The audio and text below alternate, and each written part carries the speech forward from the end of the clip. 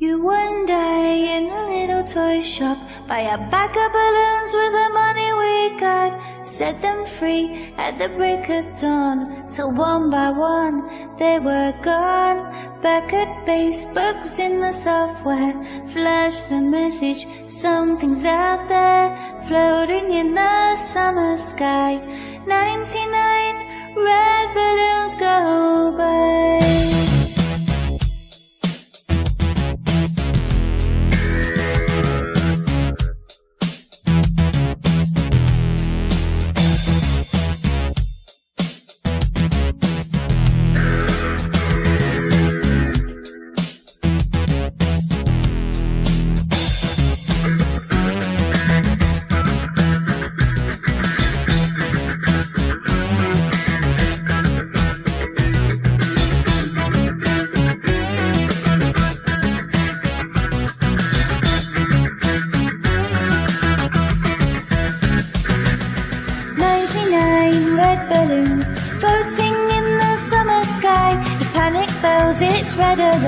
There's something here from somewhere else. The war machine springs to life, opens up one eager eye, focusing it on the sky where 99 red balloons go by.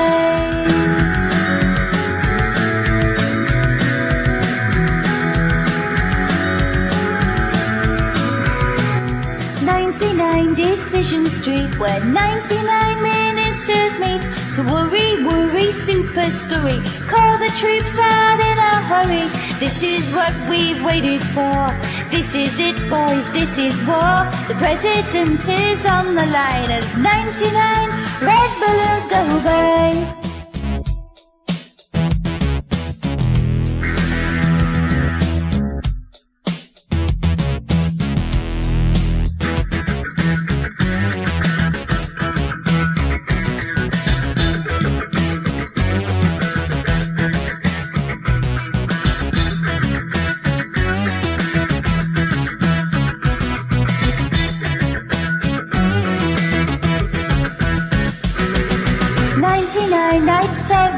Right, super high-tech jet fighters. Everyone's a superhero. Everyone's a Captain Kirk, with orders to identify, to clarify and classify. Scramble in the summer sky as 99 red balloons go by.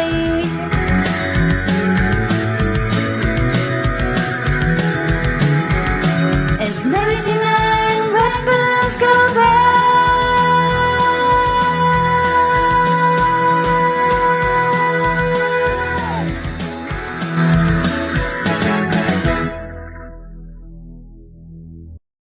99 dreams I have had, in every one a red balloon. It's all over and I'm standing pretty in this dust that was a city. If I could find a souvenir just to prove the world was here, and here is a red balloon, I cry for peace and let it go.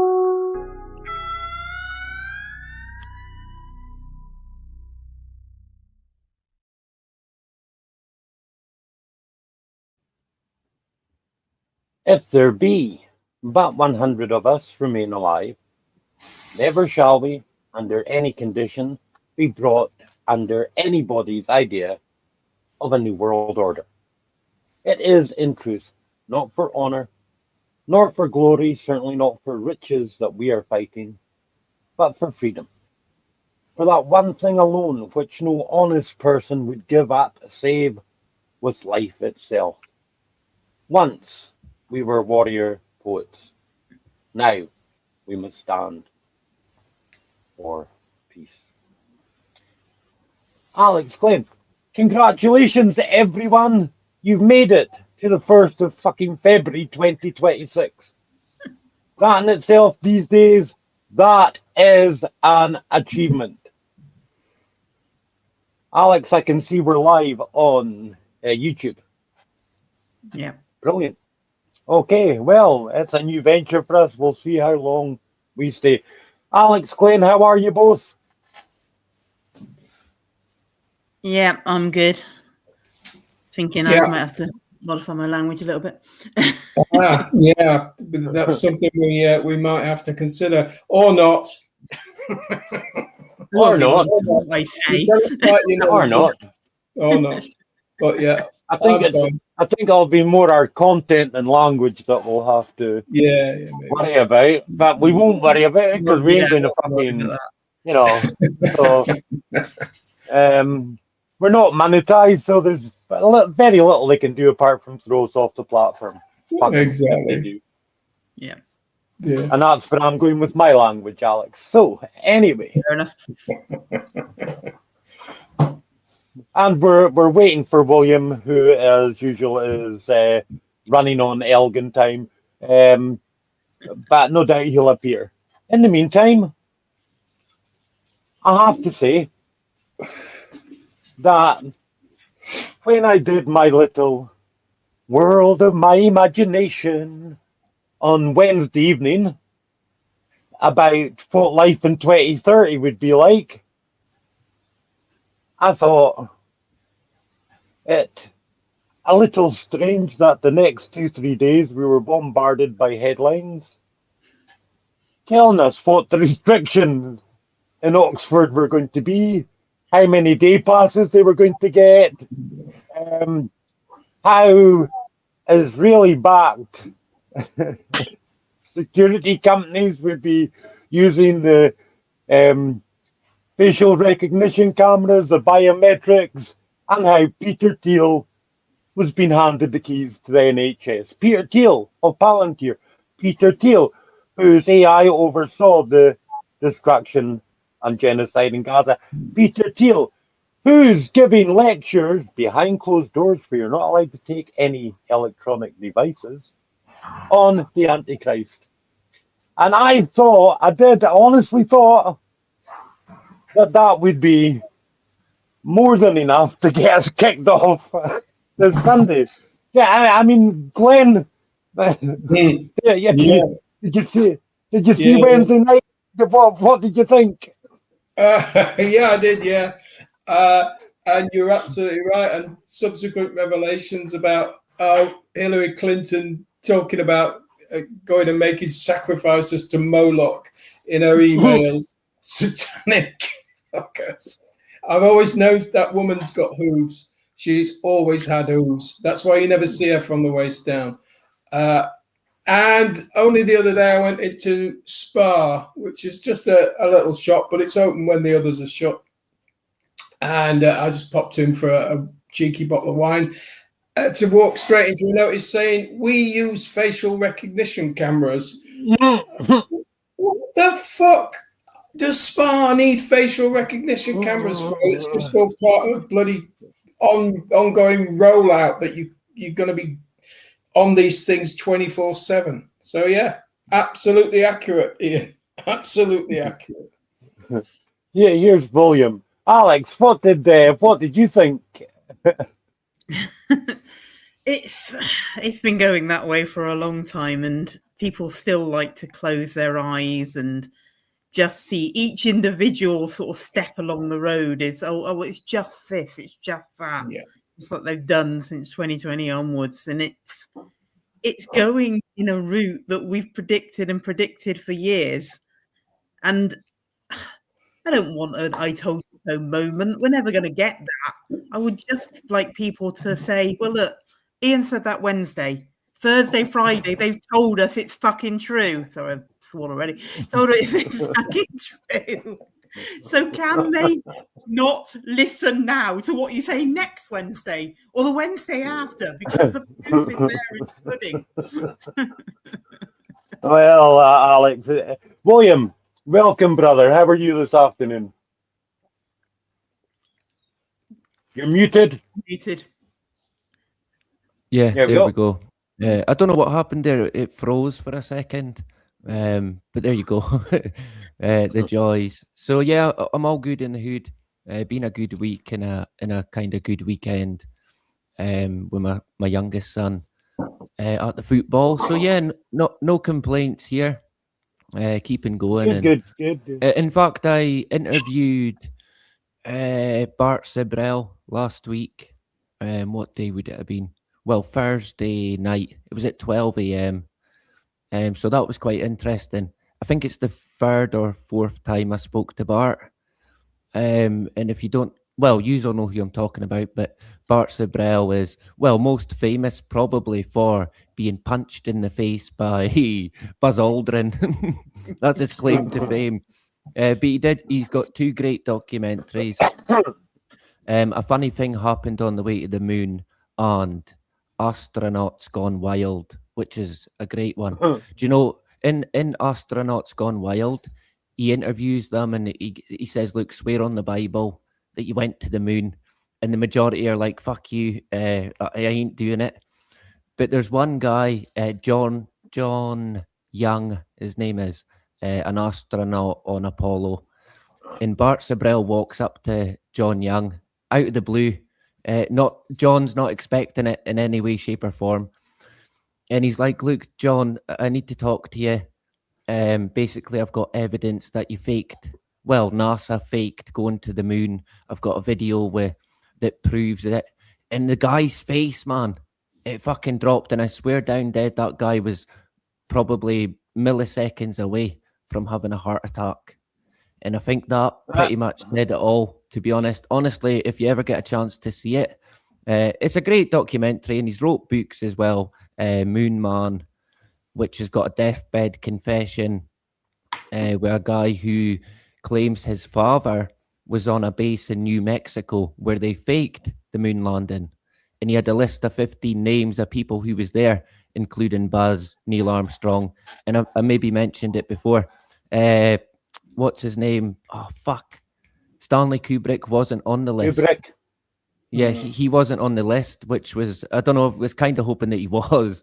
But there was a guy called Robert Emenegger who seemingly was a film producer or director. And he had done stuff on sort of space, aliens, or something along that line. So quite interesting. It was good speaking to Bart again.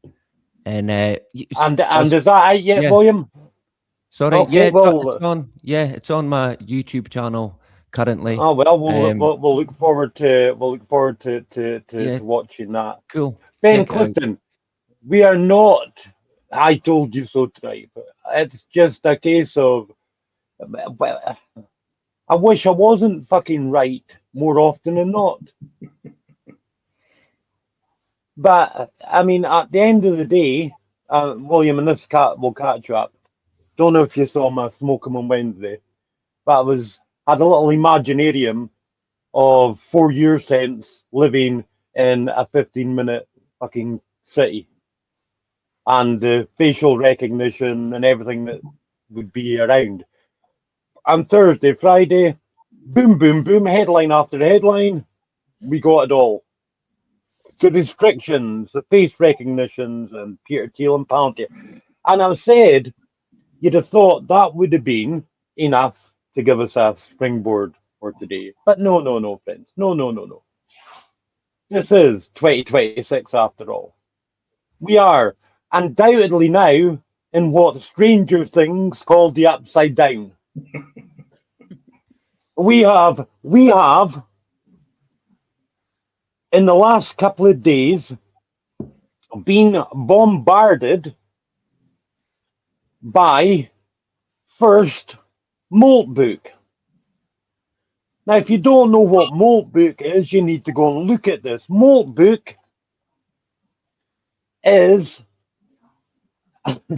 it's a social media site built entirely by AI agents for AI agents.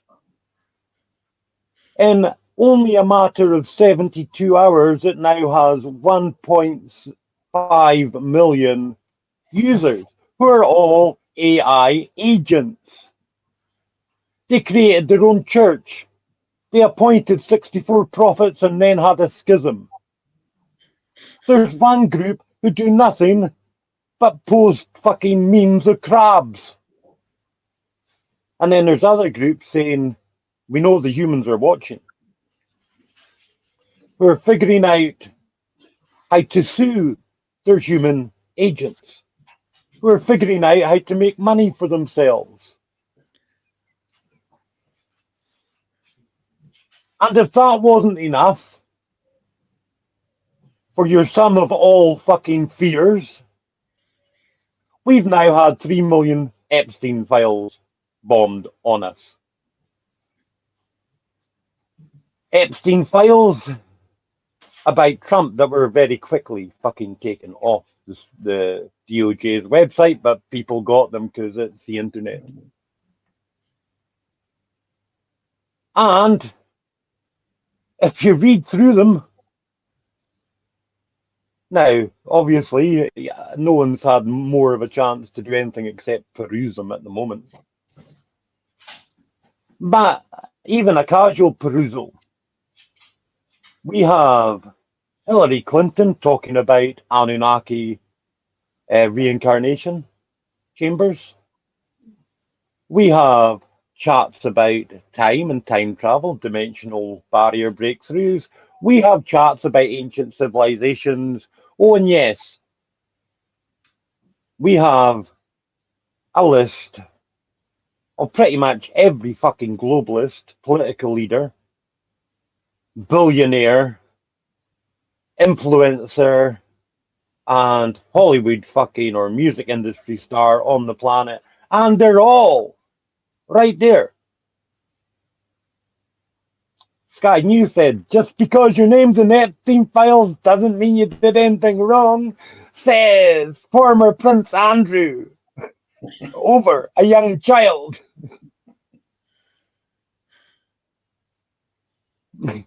And Trump's in it up to his fucking arsehole and beyond. But in the upside down world that we live in, only the Slovakian fucking, what was he? Military advisor? Only he's resigned so far. Keir Starmer's now had a fifth fucking Ukrainian rent boy charged with the arson attack on his property. Oh, but the mainstream media won't fucking touch that with a barge pole. The Academy Awards say they won't touch Millennia, the flop, the biggest flop in probably motion picture history, because if it's a documentary, it should also include her years as a porn actress. And there's plenty of pictures with her and Jeffrey Epstein before Donald. It's all there. We've had the Podesta emails. We've had the Biden laptop. We've had the Wiener laptop. We've had Harvey Weinstein and P. fucking Diddy and the fucking guy that used to be called a prince. We've got politicians, presidents, prime ministers implicated across the Western fucking world. And nobody's doing a fucking cunting thing about it. No arrests, no investigations, nante.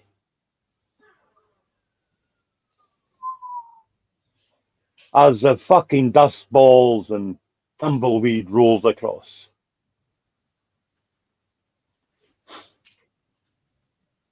And of course, above all, we're living under the constant threat of World War III. With the US, Abraham Lincoln now having to tackle out of the Gulf and heading towards the Indian Ocean. Because the little pinprick explosions in Iran were the last attempt at Mossad and MI5 and CIA's terror cells, backed by operatives from Delta Force. Except they didn't manage to do the damage they did before. Iranian radar systems are still up and running, which means that B-2s would be falling from the fucking sky.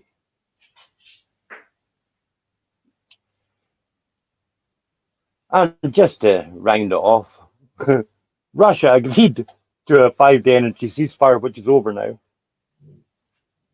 But the day before it expired, the Ukrainian grid on its own completely fucking shut down. Ukraine has no electricity, no water. But Zelensky thinks they're going to re-elect him when he gets his peace. The Russians are moving towards taking the city of Zaporizhia. When it does, that's a clear shot to Nikolaev and Odessa. And the one that most people aren't picking up on is that in the Sumy and Kharkiv region, where Russia has approximately 350 to 400,000 battle-tested troops waiting in Belarus, they are quietly preparing jump-off points for an all-out attack on Kiev. It's the world we live in. Alex, how do you feel about Steam files? How do you feel about Maltbook? What's puggling your head this week? Well, people sort of say, well, give them a chance or whatever. Then there won't be arrests. There won't be any action taken because they've released the files, which means they've had the files. They've had the information. They've been sat on the information. Well, you've got Trump saying it will hurt my friends in a manner which suggests to me when somebody says, ask him for a friend. You've got something that's never going to happen. And then you've got people, then you've got the Trump tards in the comments on every time somebody mentioned this saying, oh, well, we need Trump. Trump's fighting the deep state and he's not done anything that's not forgivable. Well, if there's truth in what's been released, there's plenty of things in there that are not forgivable, much as maybe we should be inclined to forgive. I'm sorry, but he's not done anything that's not forgivable.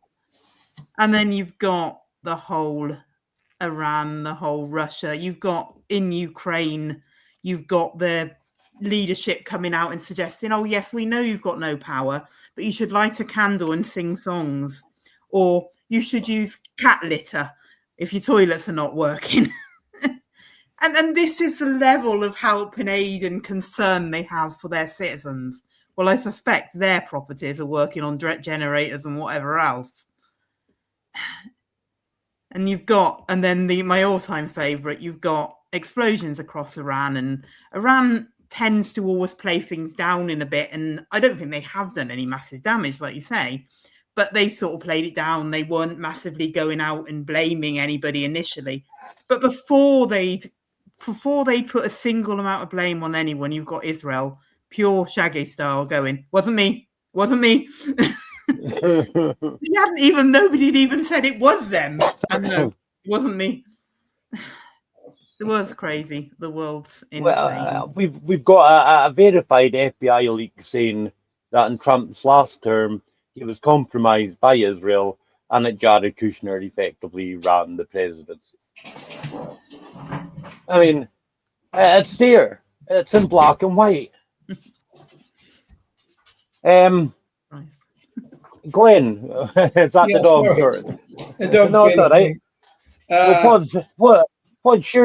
I mean, the Epstein files. The whole. Mess. Before you start, right? Sure. There is a kind of conspiracy theory. There's that fucking words for me, eh? That. Oh, and by the way, I'm starting to see some of the more mainstream YouTube channels, talking heads, starting to sound more and more like us every fucking day. Alex Christoforou, in his video of yesterday, was talking about Stanley Kubrick and Eyes Wide Shut and how the Epstein file dump makes it look like a fucking baby toy. But the rumor, the conspiracy theory is that Trump was going taco on Iran, so these emails were dumped as a blackmail. We've got more, we'll dump more, if you don't fucking start hitting Iran. Glenn?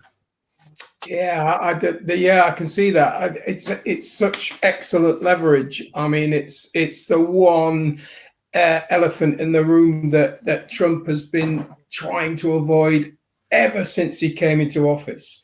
It's a glaringly obvious indictment of the man in his former years, that he was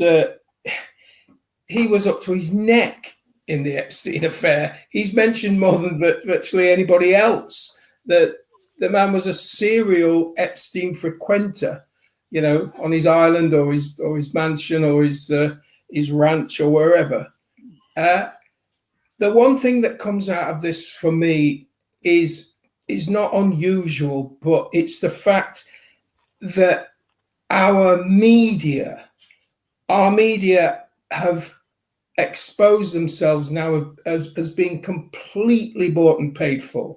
They are completely controlled by corporations who have vested interests in government, who run the bloody governments. They are blind to anything that puts people like Trump or connects them with anything shady. They will just ignore it.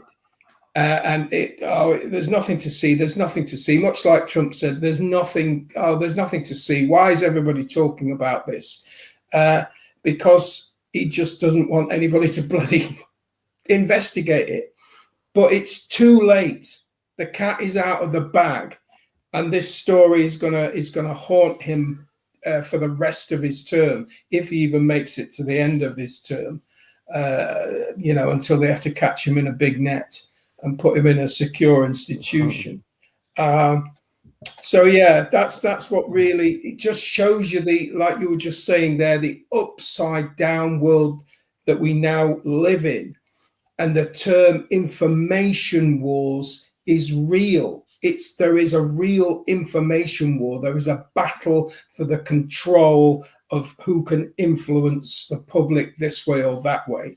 And I think that's a big takeaway from, for years, but particularly in the Epstein affair.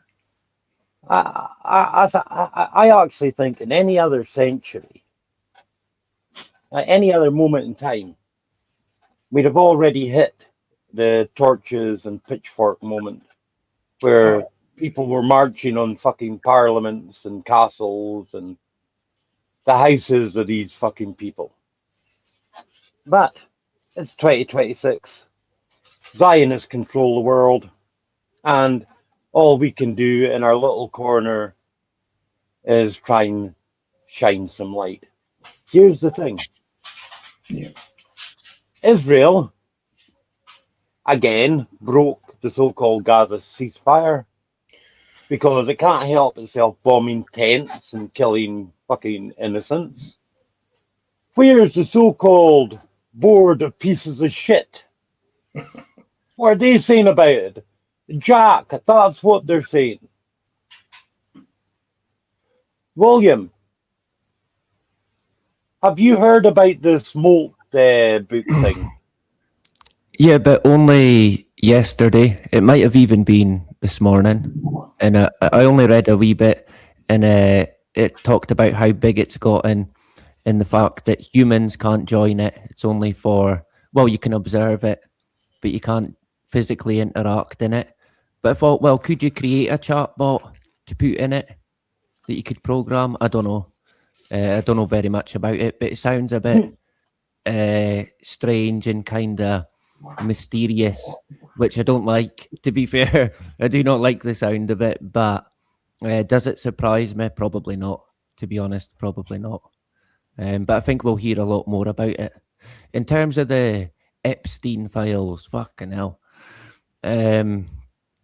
It's one where I kind of wonder how or where it might end. I get this feeling they're just going to kick the arse out of it constantly for years and years and years. And I think there could be more to that with the kind of conspiratorial brain, if you like. I think there's more to it where they've it's kind of like it's drip fed to everybody. So over time, you're being drip fed it, which makes me think there's a big fucking punch right at the end or towards the end. But by that time, we've kind of the blow's been softened, if you know what I mean. And I hope that's not the case, yeah. but it probably No, is. You know, they don't No, do they- anything by it's not by accident in the manner they do it. So I dread to imagine what's going to come out there. you kind of beat me to the punch there, William. I'll tell you why. All right, sorry. No, it's all right. No, that's great. Because it's either great minds think alike or fools seldom differ. And at this point, who knows which is which. Yeah. But I am with you, and I am with Alexander Dugin, the great Russian thinker, where he says this isn't just about blackmailing Trump into Iran. There's something much, much bigger. And we've also got, just to round it off before we transition, we've also got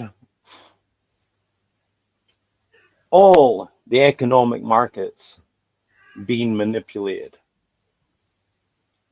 The bond market's in a fucking shambles. Gold and precious metals first soared to dizzying heights and then collapsed. Bitcoin and other digital currencies free fall, baby. Of course, the fact that Jeffrey Epstein knew who the creator of Bitcoin was doesn't help. The fact that I've been telling you for fucking eye that blockchain cannot be trusted, it was created by the NSA.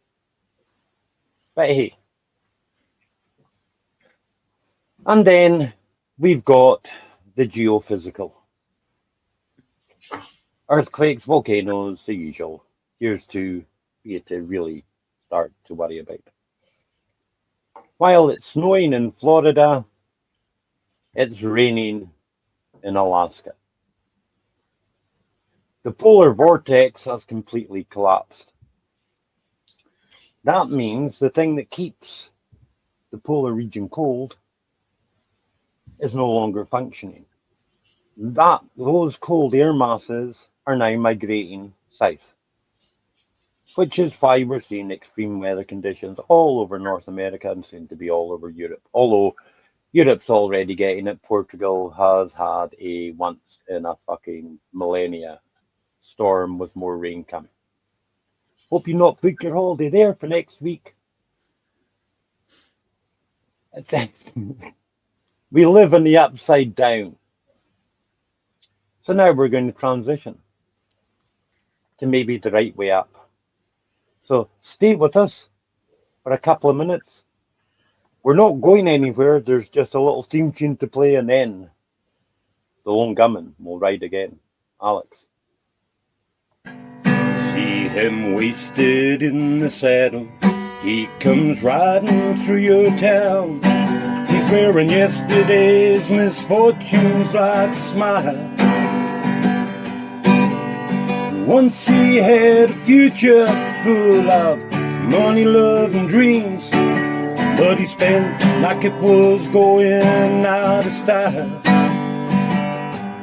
But he just keeps on believing that for better or for worse, he's searching for a shrine he's never found.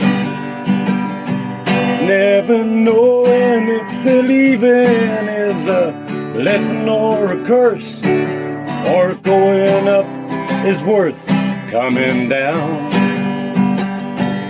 He's a poet and a picker, he's a prophet and a pusher, he's a pilgrim and a preacher, and a problem when he's stoned. He's this walking contradiction, partly truth and partly fiction. He's taken every wrong direction on a lonely road back home. He has tasted good and evil in the bedrooms and the bars.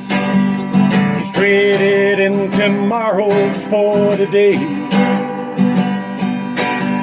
He's running from his demons and he's reaching for the stars, leaving everything he's loved along the way. And the world just keeps on turning, so for better or for worse, all he ever gets is older and around. From the rocking of his cradle to the rolling of the hearse, going up's not worth coming down. But he's a poet and a picker, he's a prophet and a pusher, he's a pilgrim and a preacher, and a problem when he's stoned. He's this walking contradiction, partly truth, he's partly fiction. He's taking every wrong direction on a lonely road back home.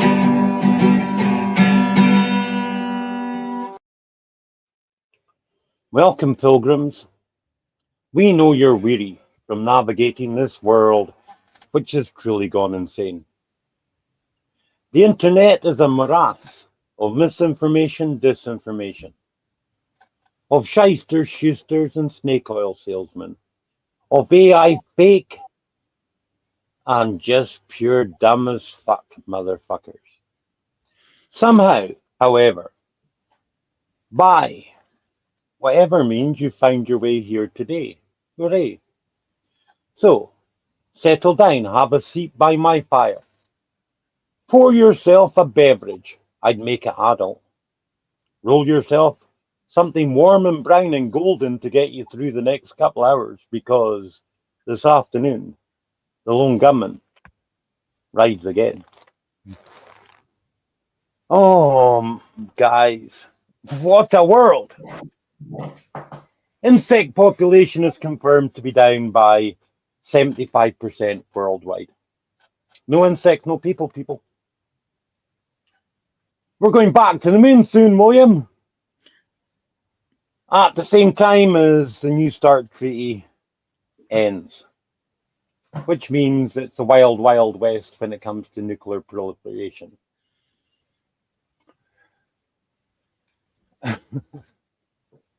It's cold as a witch's tit here through the day, and then it warms up when the sun goes down.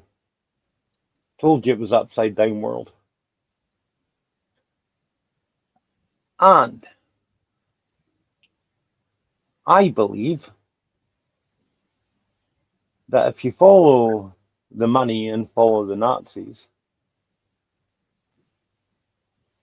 it leads you to a global conspiracy stretching back millennia, where a group of evil powers, which shouldn't be, billionaires, elites, royalty, and their lackeys, have been slowly planning for the ultimate takeover. Danny Casolero, the journalist who was murdered for trying to expose a small part of this, called it the Octopus. Over previous weeks, we continue the story. And today, I want us to explore the idea that if there really is, the idea that, fuck me, we just had the Epstein file drop. The idea that if there is a shadowy global network above and beyond all country, all law, everything, who have been manipulating the world to this moment,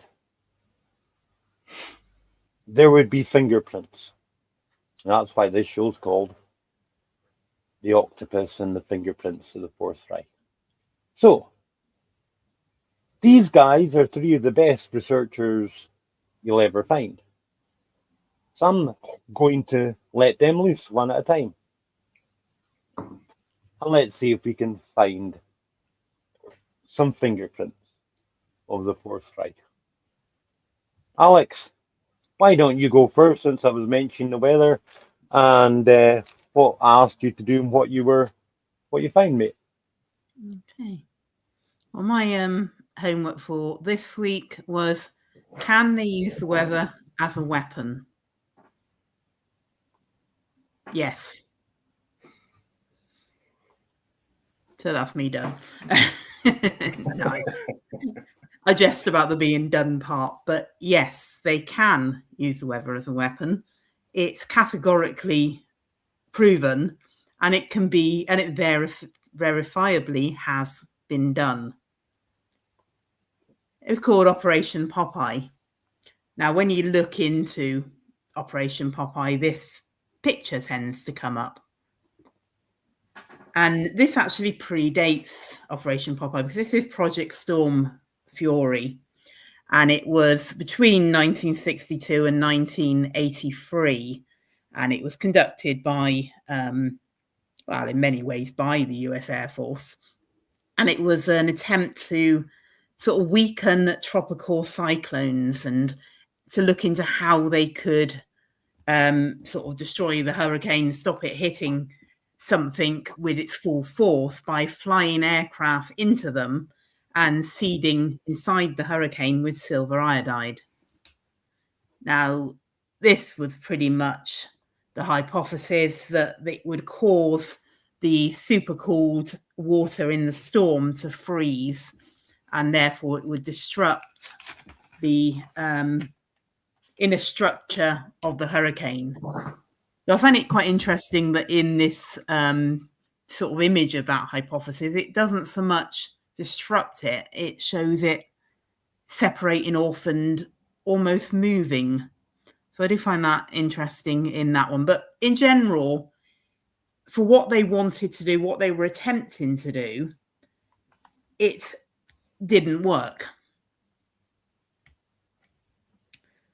So what it did do is it sort of added to the knowledge used in, as I mentioned before, Operation Popeye. Now, this was a military cloud seeding operation that was designed to extend the monsoon season over areas of the Ho Chi Minh Trail. And that's during, obviously, the Vietnam War.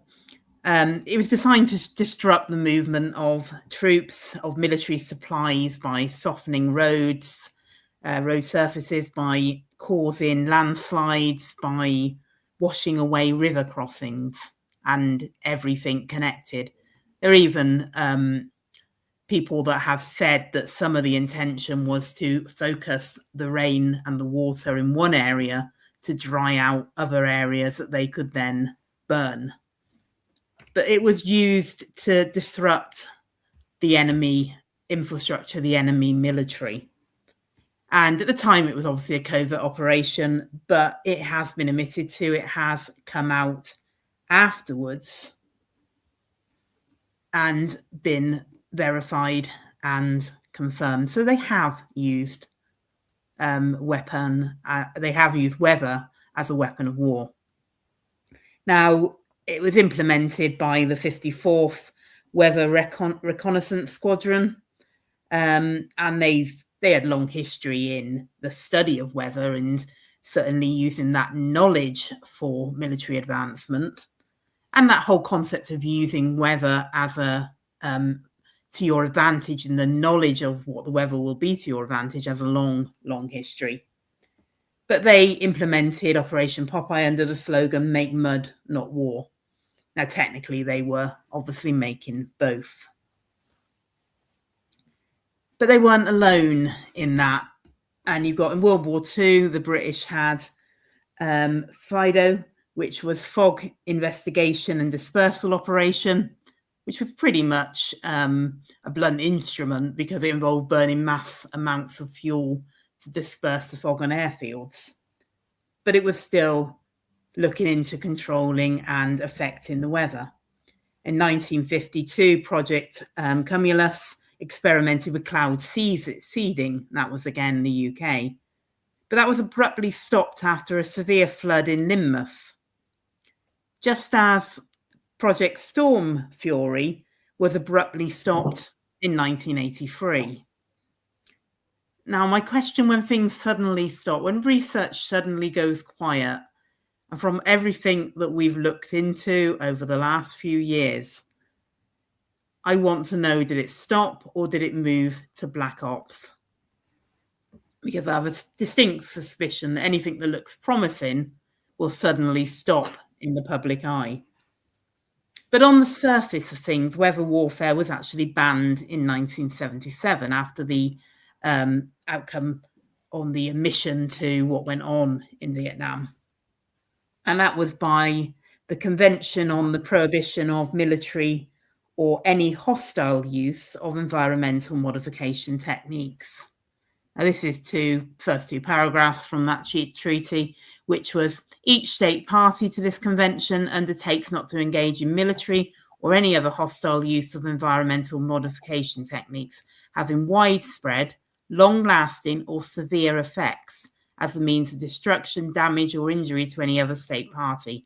Each state party to this convention undertakes not to assist, encourage or induce any state, group of states or international organization to engage in activities contrary to the provisions of paragraph 1 of this article. Article 2, as used in Article 1, the term environmental modification techniques refers to any technique for changing through the deliberate manipulation of natural processes, the dynamics, composition or structure of the earth, including its biota, lithosphere, hydrosphere and atmosphere or of outer space. Now, this is still in place, not that anybody really talks about it or knows anything about it, because it comes down, like everything else, to definition. And it comes to the definition of what is an environmental modification technique that has widespread, long-lasting or severe effects. But that's an all. That's not, it doesn't have to be all of them. It just has to have one of them and to be used against somebody. And that's the way they potentially get away with what they nowadays call weather modification or geoengineering or any other things that they do. Their argument in many ways is they're not used against. So their argument they're not used as a weapon of war. And that second bit about not encouraging other states, because this is the states that joined it. So there's a number that didn't. I find interesting actually that France didn't buy this map. But so that encouraging other states, Ukraine also didn't incidentally, but that encouraging other states could be using them to do your dirty work, which we like to do in many ways. But it didn't stop the investigation, and it clearly didn't stop the investigation, or you wouldn't have had reports like this. Now, this came out in 1996, and it was presented to the US Air Force. And basically, it looks into how you can do all of these things. To degrade enemy forces, you look into precipitation enhancement, flood the lines of communication, reduce PGM recce effectiveness, decrease comfort level, decrease morale. Storm enhancement to deny operations. Precipitation denial, deny fresh water, induce drought. Space weather, disrupt communications radar, disable, destroy space assets. Fog and cloud removal, deny concealment, increase vulnerability to PGM recce, and detect hostile weather activities. Or, on your side, to enhance friendly forces, precipitation avoidance, stopping it rain effectively, maintain, improve LOC, maintain visibility, maintain comfort level, maintain morale. Storm modification, choose battle space environment. Space weather, improve communication reliability, intercept enemy transmissions, revitalize space assets. Fog and cloud generation, increase concealment. fog and cloud removal, maintain airfield operations, enhance PGM effectiveness, and to defend against enemy capabilities. So this was everything they were looking into in 1996, a good number of years after the treaty was signed. So if they had no intention of using it, they knew it was illegal to use it, why are they still investigating into it? Now, this report in 1996 was basically, to go back to the report title, called Weather as a Force Multiplier, Owning the Weather in 2025. So now we're in 2025, how much of it does ring true? Because in this report, they proposed a little scenario. And this was their scenario. Imagine that in 2025, the US is fighting a rich but now consolidated, politically powerful drug cartel in South America. The cartel has purchased hundreds of Russian and Chinese-built fighters that have successfully thwarted our efforts to attack their production facilities. With their local numerical superiority and interior lines, the cartel is launching more than 10 aircraft for every one of ours. In addition, the cartel is using the French system Probatoire d'Observation de la Terre, SPOT, precisioning and tracking imagery systems, which in 2025 are capable of transmitting near real-time multispectral imagery with 1 meter resolution. The US wishes to engage the enemy on an uneven playing field in order to exploit the full potential of our aircraft and munitions. Meteorological analysis reveals the equatorial South America typically has afternoon thunderstorms on a daily basis throughout the year. Our intelligence has confirmed that cartel pilots are reluctant to fly in or near thunderstorms. Therefore, our weather force support element, WFSE, which is a part of the Commander-in-Chief's CINC Air Operations Center, AOC, is tasked to forecast storm paths and trigger or intensify thunderstorm salve over critical target areas that the enemy must defend with their aircraft. Since our aircraft in 2025 have all-weather capability, the thunderstorm threat is minimal to our forces, and we can effectively and decisively control the sky over the target. The WFSE has the necessary sensor and communication capabilities to observe, detect, and act on weather modification requirements to support US military objectives.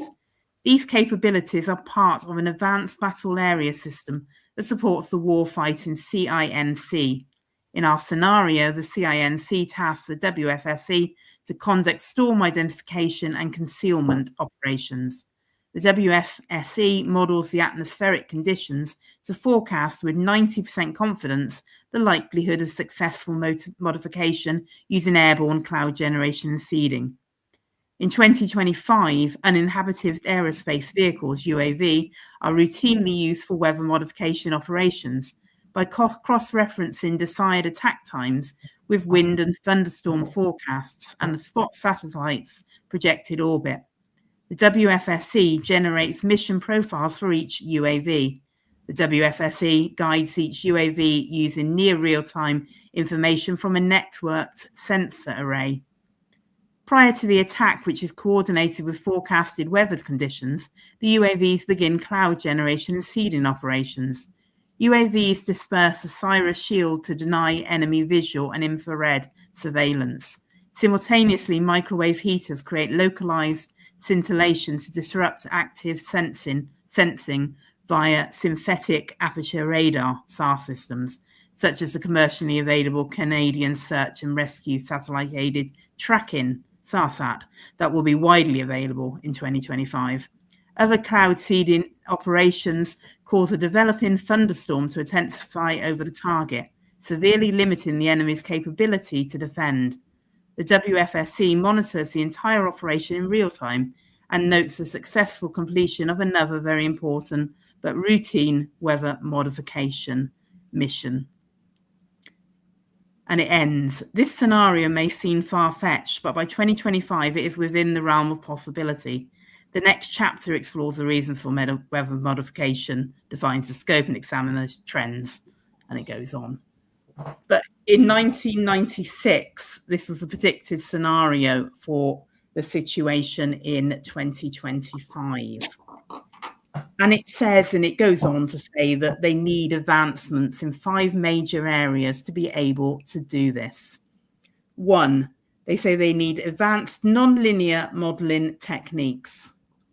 I don't know, AI, quantum computing. 2, they need computational capability. Again, we live in a time of quantum computing. 3, they need information gathering and transmission.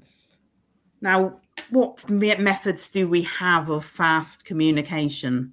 And then 4, they need a global sensor array.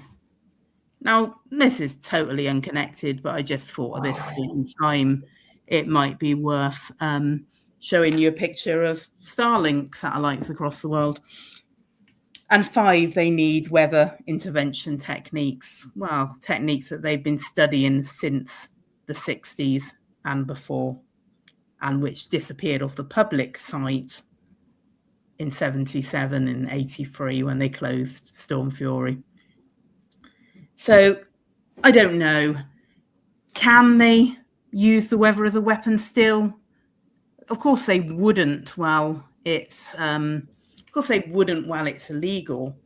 But are there signs? Well, we could look into weather over the last 20 years, over the last 40 years, and have a look. But there are 1 or 2 things that come immediately to mind. There's other scenarios, there's other documents in similar forms to this. And it's not just that one. But there are weather phenomena like the sudden change of direction of Hurricane Melissa in 2025. And there are things that you can see similar to this.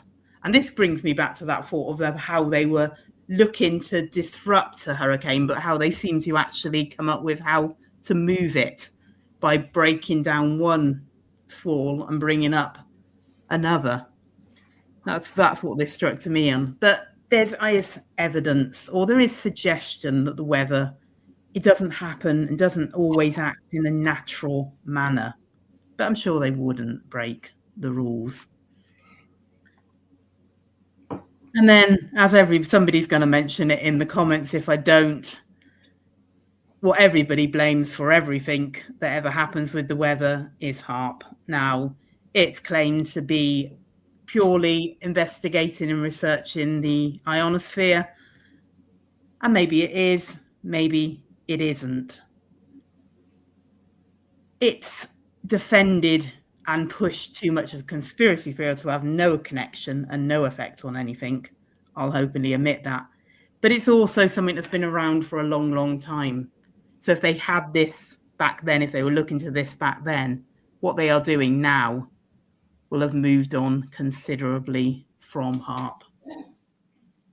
But the question is, can they? Are they? The question isn't can they, because we know they can. Yes, they can. Are they is a different question. Well, we do know that 50 countries across the world, according to the World Meteorological Society or Organization, are using openly and continuously using weather modification techniques, including China over a number of major cities in attempt to control rain.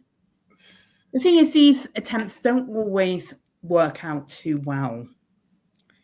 And this is a bit that isn't always understand when everything that happens to the weather, people scream, HAARP this, HAARP that. The water has to go somewhere. If you're going to seed, or has to come from somewhere. If you're going to seed one area, then you're going to dry out another. And it sounds like, if you look beyond some of the front testimonies, it looks like they knew that and they were openly doing that back in the days of Popeye, because they wanted to dry out some areas to burn at the same time as they were flooding the roads and the logistical infrastructure. So you can't just create weather the way some people think you can, but you very much definitely can manipulate it. It has been used as a weapon in war, And we would be very, very naive when they are producing papers on how they'll be able to use it in the future, in future advancements, to believe that they aren't still using it as such. Thank you, Alex. You, you were brilliant. You answered it in your first slide. Yes, yes. And but we can see the fingerprints of them doing so if we've got eyes to see all over the last 40 years. Everything from Hurricane Katrina to the fact that these hurricanes, they seem to be able to steer directly over countries that they want to decimate, be that Cuba, be that Mexico, be that Haiti. From the deluge that they can pour on certain countries, causing landslides, to the what's opposite of a deluge, the fucking famine. I hate when my mind does this to me, thinking about too many things at once. The drought, such as the one being experienced in Mexico City, and, funnily enough, in Tehran. Someone in the comments mentioned it, Ben Clifton, I think. For decades, Tehran is out of water. 9 million people don't have enough water to drink. Here's the thing, and this will help when we get to Glenn and then William. People say the government has been experimenting. But what do they mean when they say the government?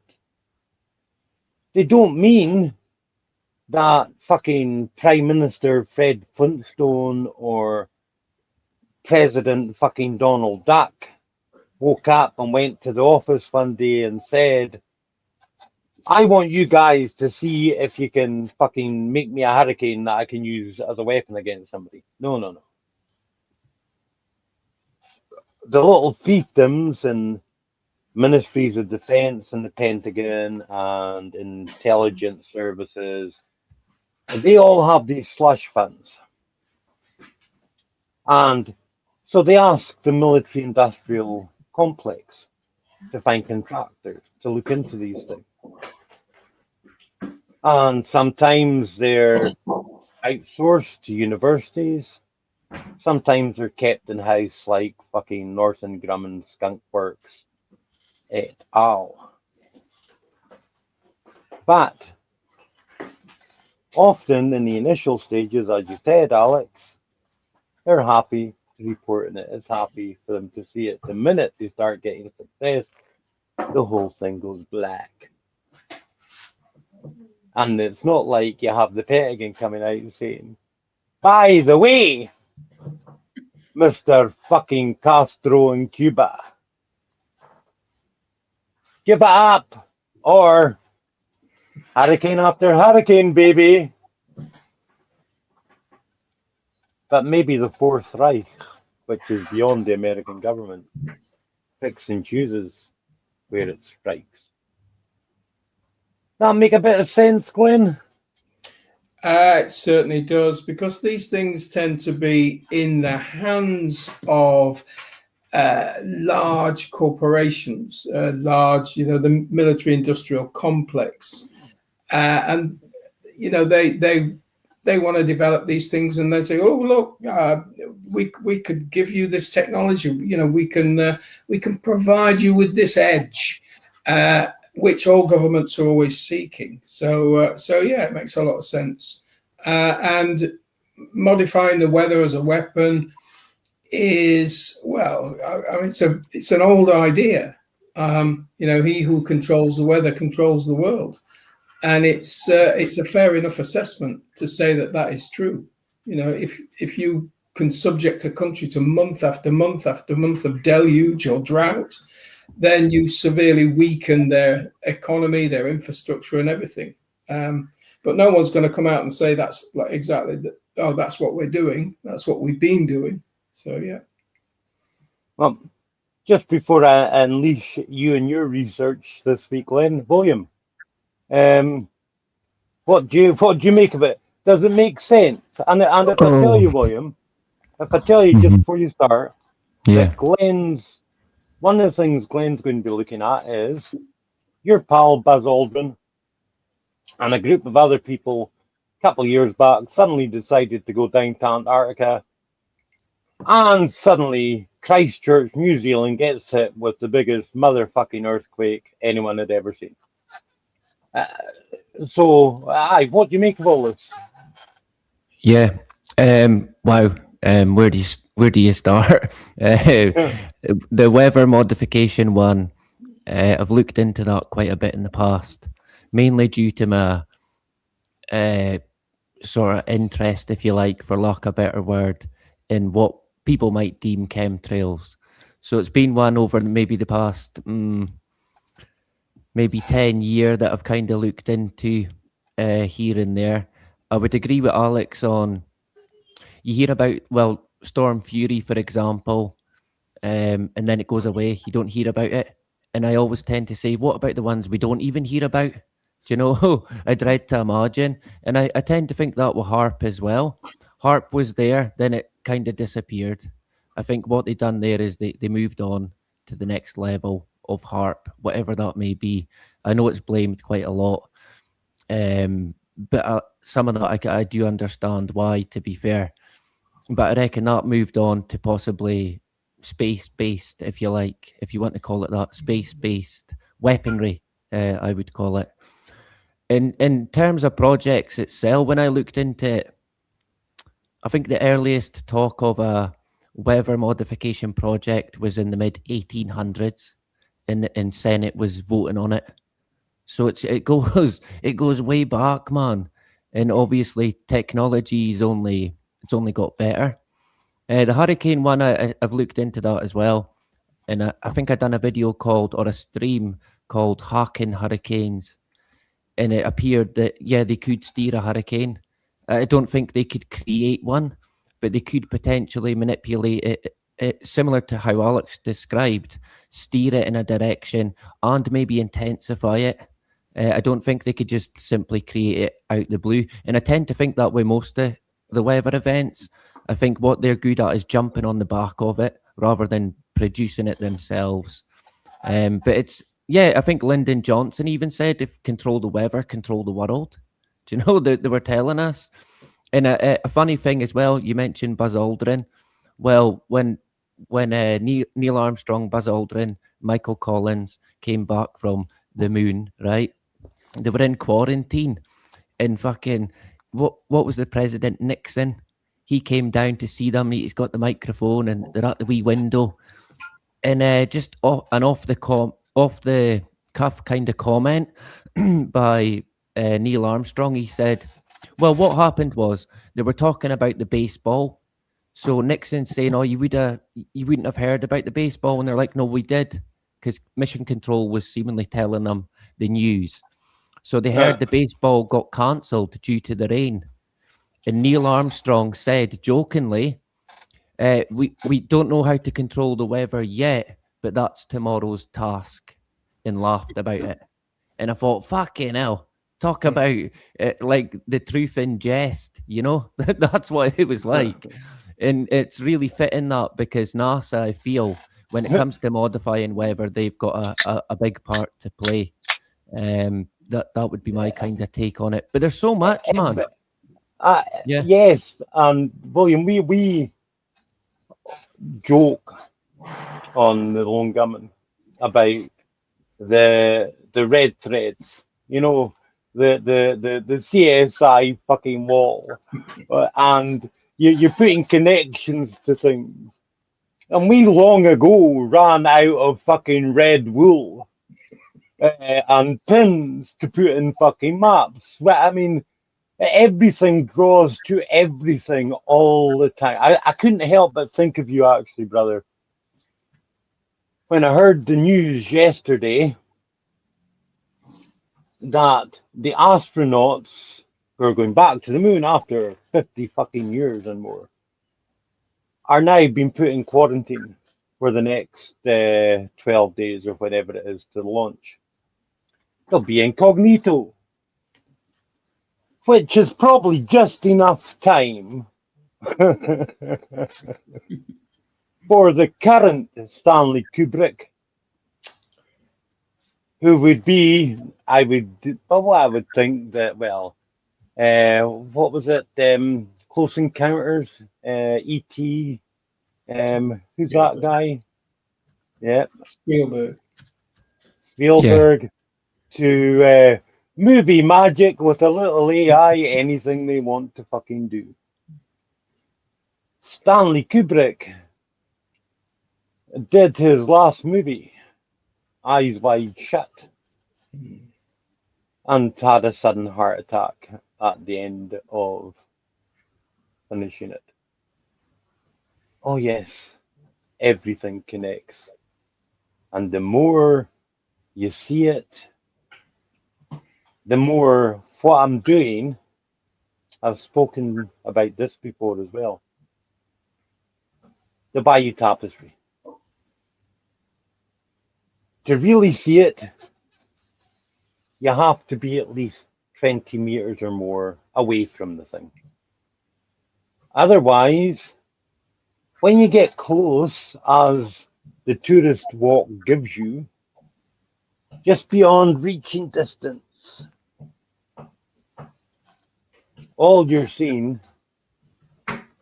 is the faded bits of Hessian, the faded colours, and tangled knots. Well, all the red wool that we have been putting up for fucking ages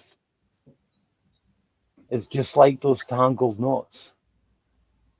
And soon, my friends, you're going to be able to go 20 meters away and see it all in its technicolor fucking glory.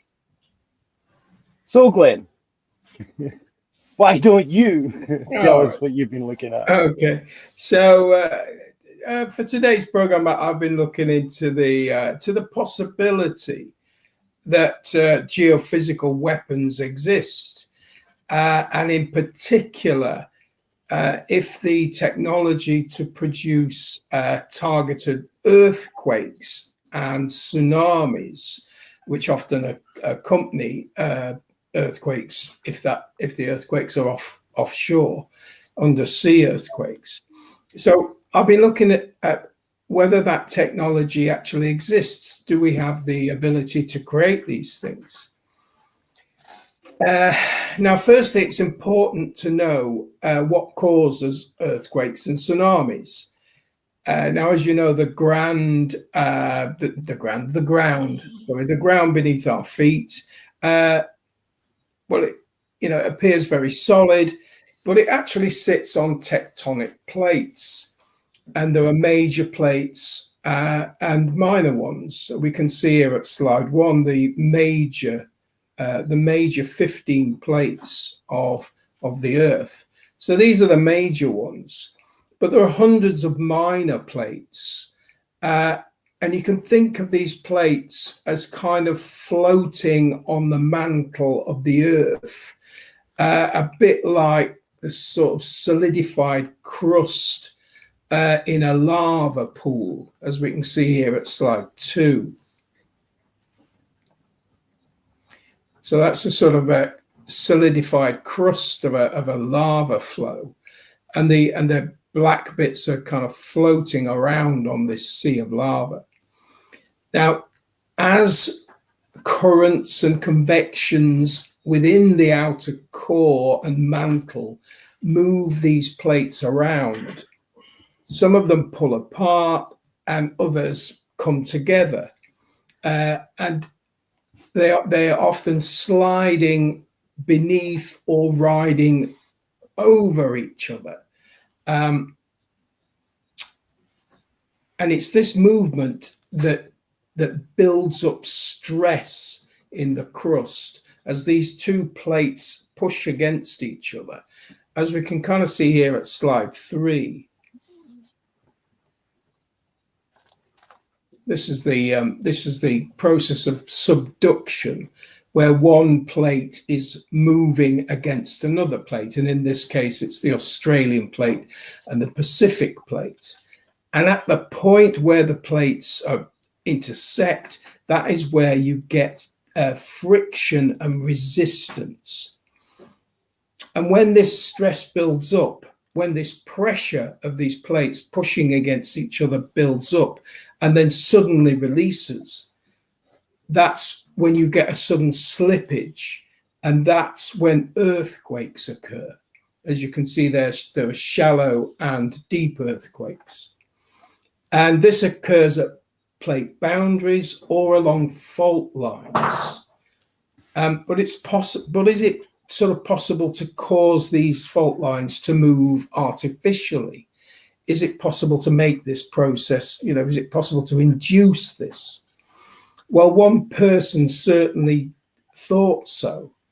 And at the 1893 World's Columbian Exhibition, which was sort of a World's Fair, Nikola Tesla unveiled what he called the Tesla oscillator, which we can see here at slide 4. Sorry. Yeah, okay. So that's the Tesla's oscillator as shown at the Columbian Exposition.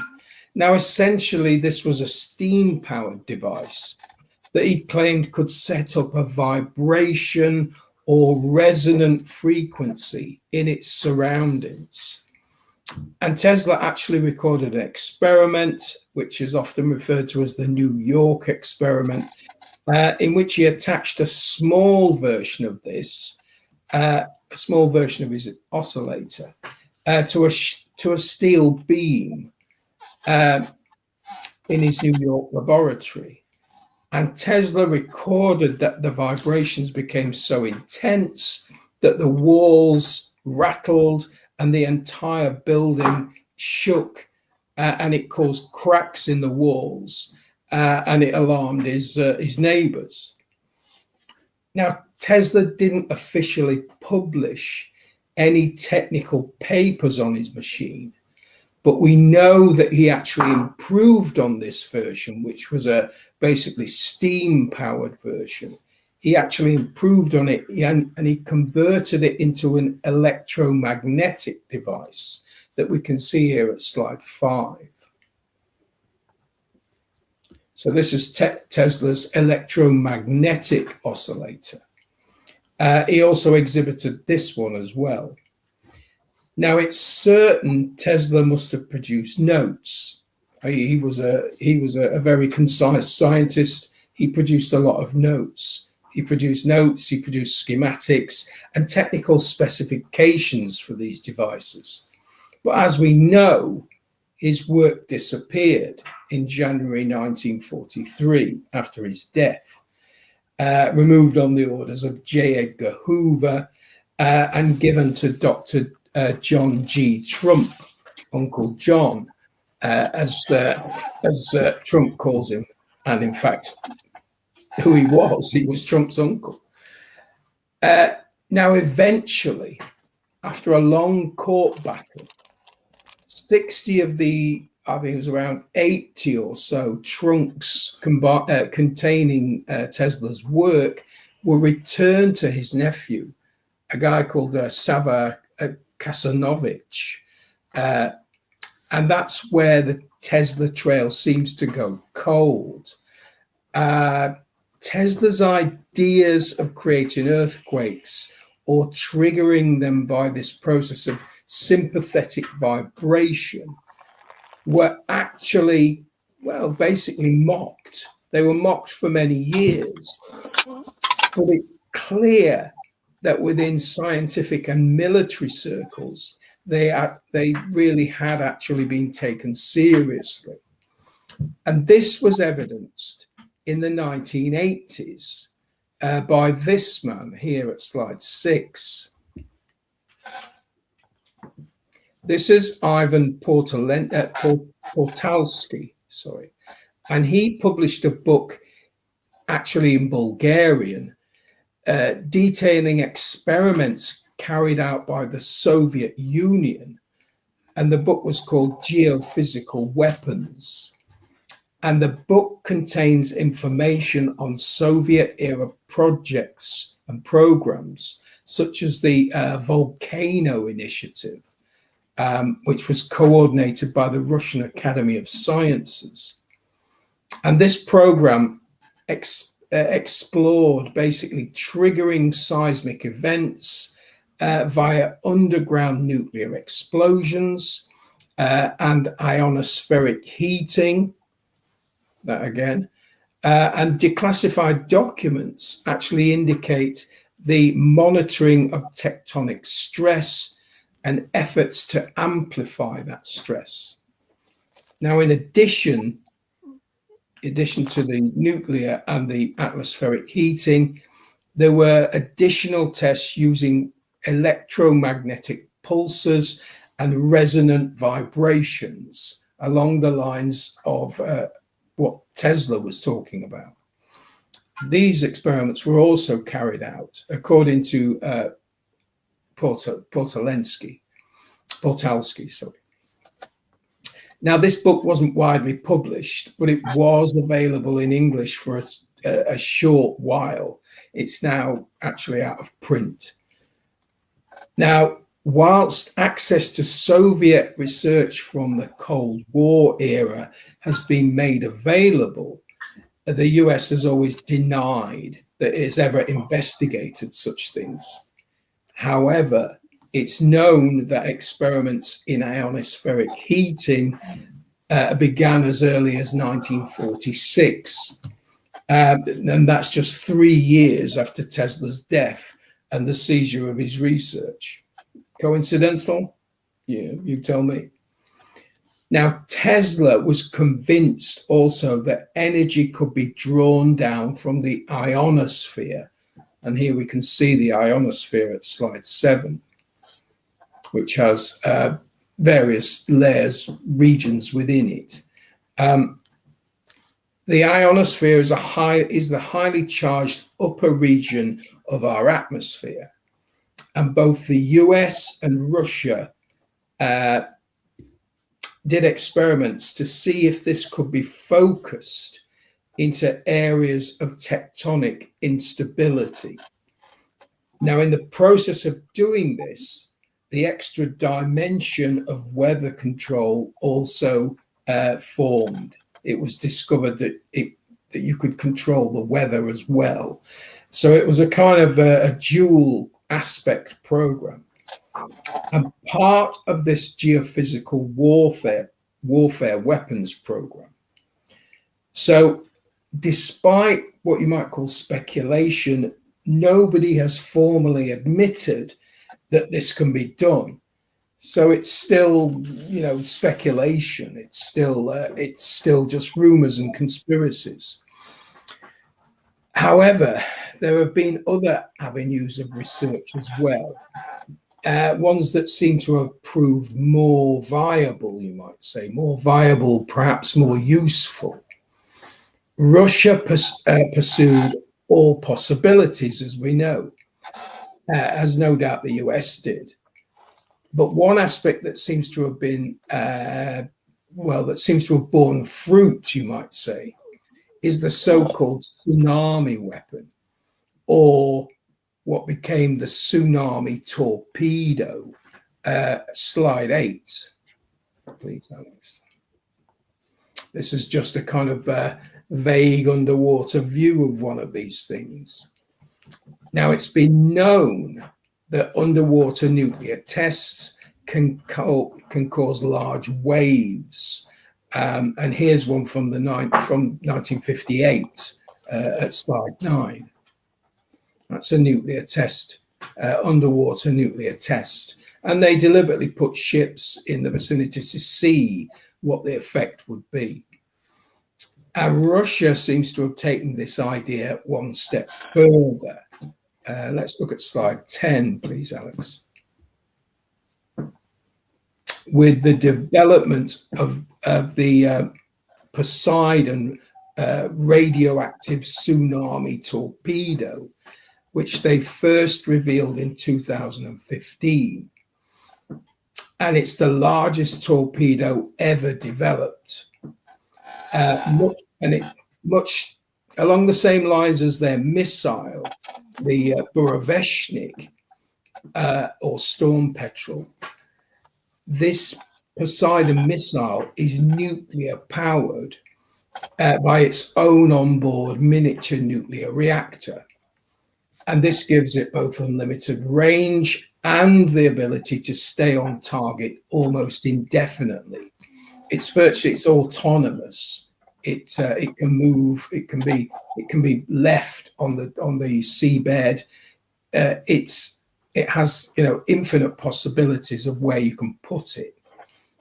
Now, the latest version of Poseidon is said to have 100 megaton warhead, as you can see here in this illustration, and that's twice the size of the biggest nuclear bomb ever detonated, which was the Tsar Bomba, which I believe was 50 megatons. Slide 11, please, Alex. But Western scientists say such a weapon would be ineffective compared to a natural tsunami. However, Russia has a habit, you might say, of not only being out in front with weapons and the technology, but also proving them wrong time and time again. So this is one case, you might say, where geophysical weapons are being actually made a reality, and they are being deployed.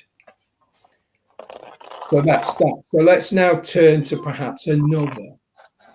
And for this, once again, I'm going to go back to our old friend Nikola Tesla, because Tesla theorized, I think he said, getting his tongue around it, and he believed that it was possible to transmit power through the ground using electromagnetic pulses that were resonating with the Earth's own electrical charge.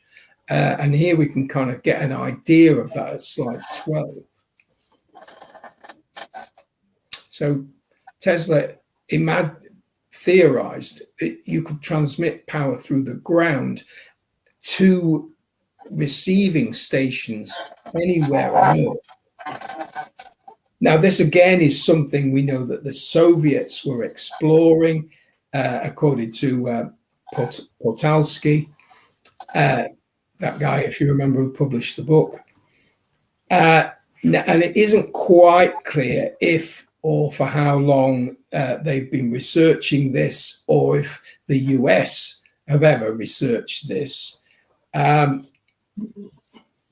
But, and here's the but, now we have this thing at slide 13.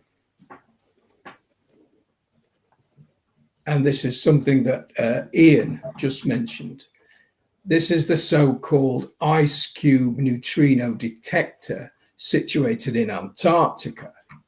Now, this is supposedly is designed to detect cosmic particles called neutrinos that originate from violent explosions, such as supernovae.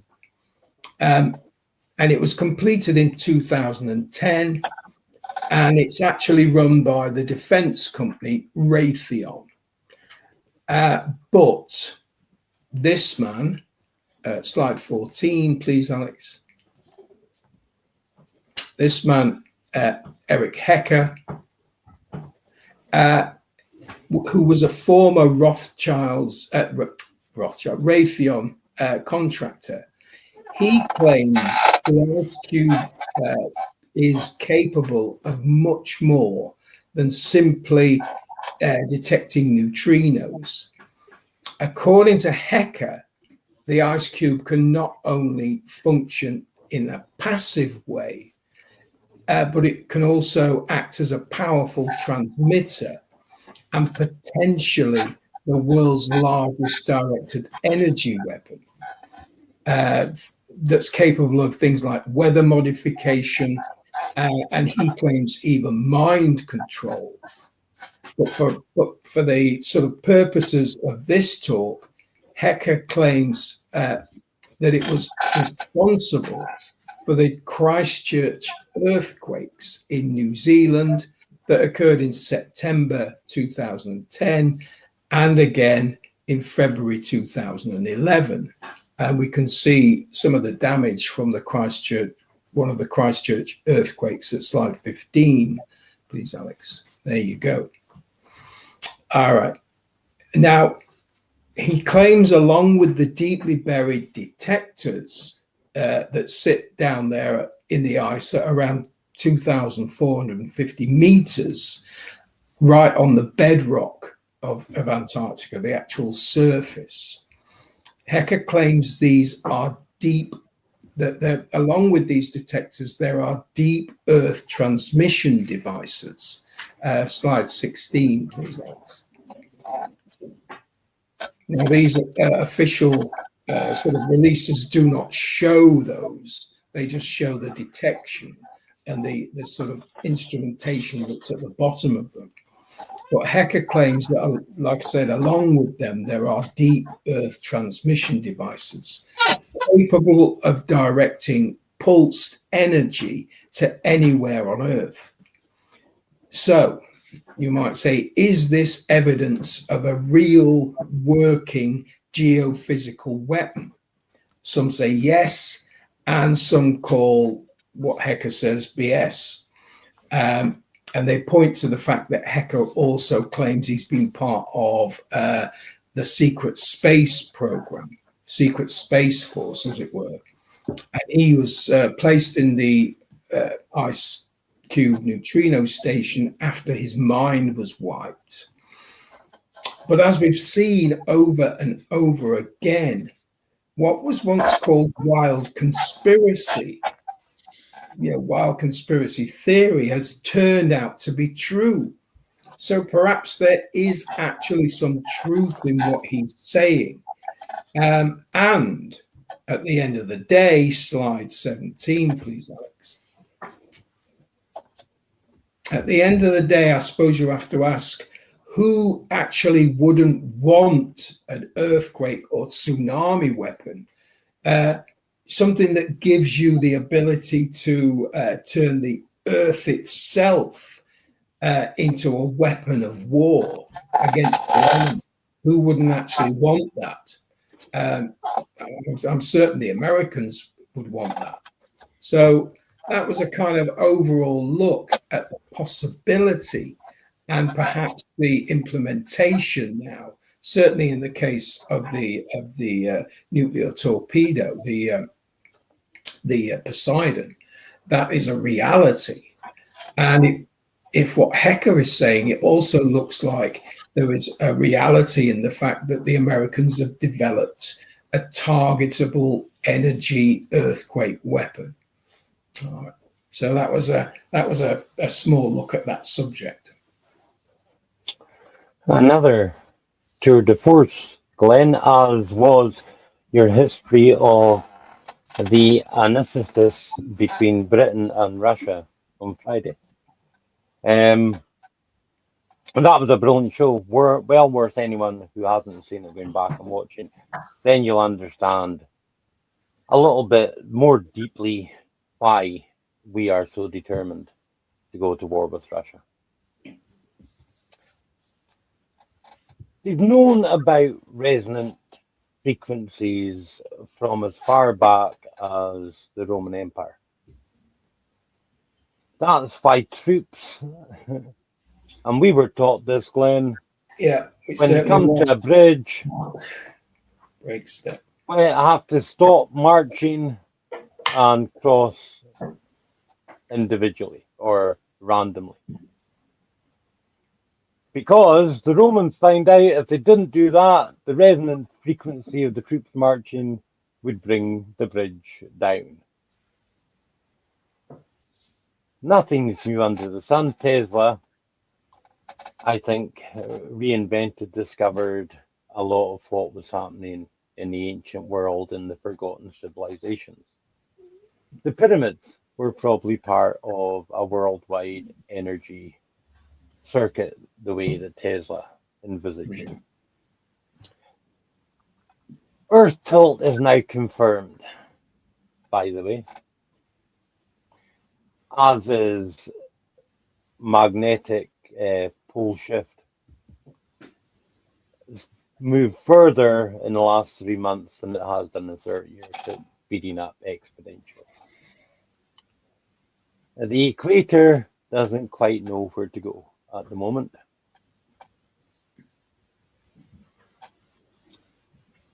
William said earlier about not creating hurricanes, but intensifying them and steering them. That's called efficiency. So when you've already got a world in turmoil, when sinkholes in Turkey are wiping out vast swathes of agriculture, you don't know that? Look it up. When earthquakes are through the roof anyway and volcanic activity, well, a little nudge nudge might help get them where they want us to be. Just a thought. Alex, what do you think so far, mate? Yeah. As Glenn said, who wouldn't want? Well, sane people wouldn't want, but I don't think anybody trying to control the destiny of humanity is remotely sane at the moment. So if they have the power, they will use it. And there's enough suggestion, enough suspicion, enough evidence that they have that power. Well, if they have the power, they will use it indeed. What say you, William? The Pentagon, the Department of War, has said they've got discombobulators and direct energy weapons that they are building to scale. I saw a picture of one of the newest US warships that apparently was made completely from steel from 9/11. Oh well. Don't spill any avgas on that fucker. It will sink. Yeah, I did see that because they talk about what happened to the steel, and seemingly a lot of it went over to China, some of it to India. I think they kept some, and then they talked about how they used it to build this ship. I can't see that, to be honest, and I'll kind of expand on that a wee bit. Just going back to what Glenn said, that was great by Glenn and by Alex as well. The Japan tsunami, I've always wondered about that. I've always thought, what the fuck? When that happened, what was it, 2010 maybe? 11? When they destroyed Fukushima. Yeah. That one, it always stood out. I think it was on Boxing Day, and I remember watching it that whole day, thinking, what the fuck is going on here? That was one of these moments where I thought, fucking... 2003, I think, was it? Oh, is that when it was? Yeah, it was a while back. Indonesia. It was the Japan one. Yeah, I don't know if it was that far back, but that was one of these incidents where I thought, you know what? I know so little about this world that we're in, so little about it. And in terms of the Tesla machine, I think I referred to it in the past as the earthquake machine. And when I looked into that, seemingly his neighbours, like Glenn mentioned, the whole building shook, and his neighbours phoned the police and were saying, look, something's going on, something's happened. And even the police were around to try and find out what was going on. With that, I think that definitely exists, and I think it's probably pocket-sized today. But interesting, you mentioned the rocket torpedo, is it, called Poseidon? And of course, we've got an aircraft called Poseidon, and that's that would be the ideal aircraft to contain something similar to what would be an earthquake machine, if you like. And just finally on that, in an episode of The Simpsons. Homer goes down, I can't remember if he jumps off a building or bungee jumps, but he goes right down a drain and right down to like hell, but not quite. And there's a machine there and it says earthquake machine on it. And I thought, is that a nod to the existence of such a thing? I mean, in my view, like we've mentioned, you're never going to get hardcore, definite evidence with these people, but I would imagine, yeah, it exists. Do they use it? Most probably. Will they use it again? Fucking no doubt about it. No doubt about it, man. And I've always kind of got to the question there, and what is natural in this world that we're in? You know, they seem to manipulate every single thing.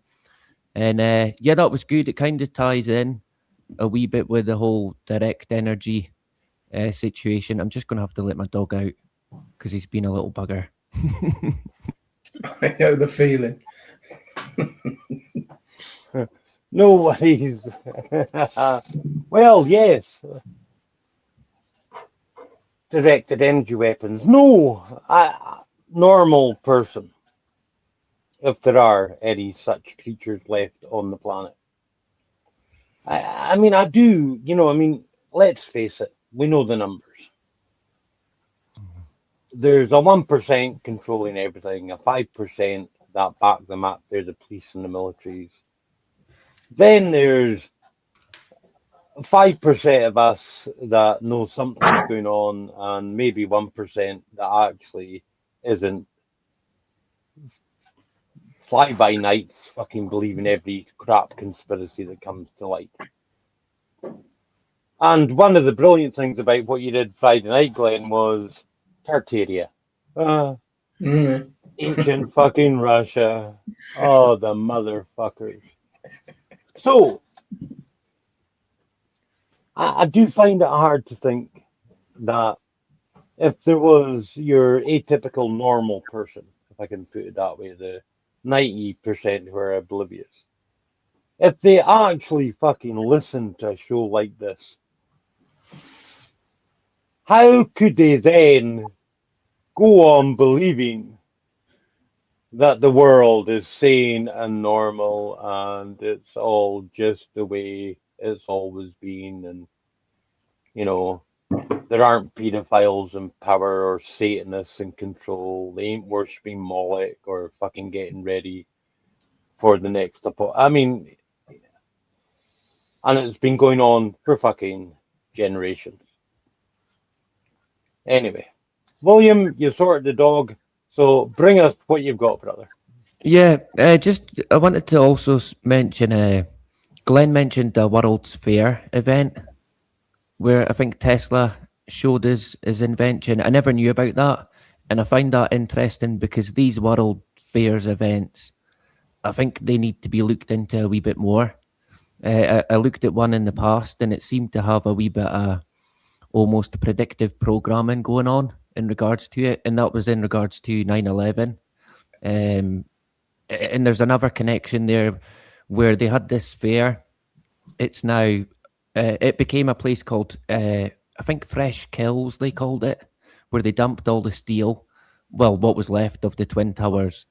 And that was where they had the fair in the past as well. So there's weird connections there, and predictive programming potentially, and I think that's probably due a look into, just kind of on that, with Glenn mentioning the World Fair. I never knew that he actually took it to a fair. So there you go, learn something new every day. And yeah, that was great. So what I'm going to do is kind of, without fucking talking for 2 days straight, I'll try my best.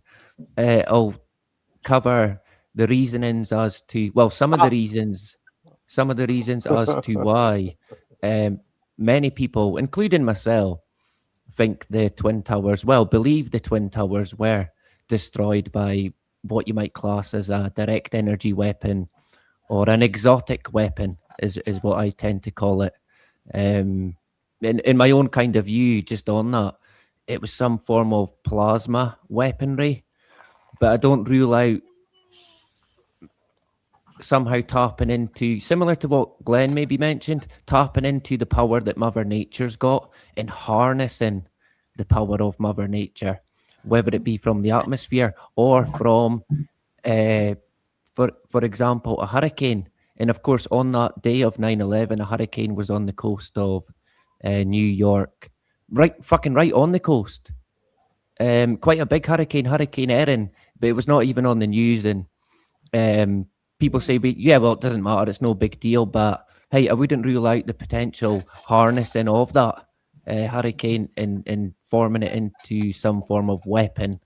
Because I do tend to get asked, well, how did they do it? If they destroyed it with a direct energy weapon, you would need a power source that would be fucking impossible, next to impossible. They claim that physics today couldn't back up such a weapon existing, but I beg to differ, to be honest.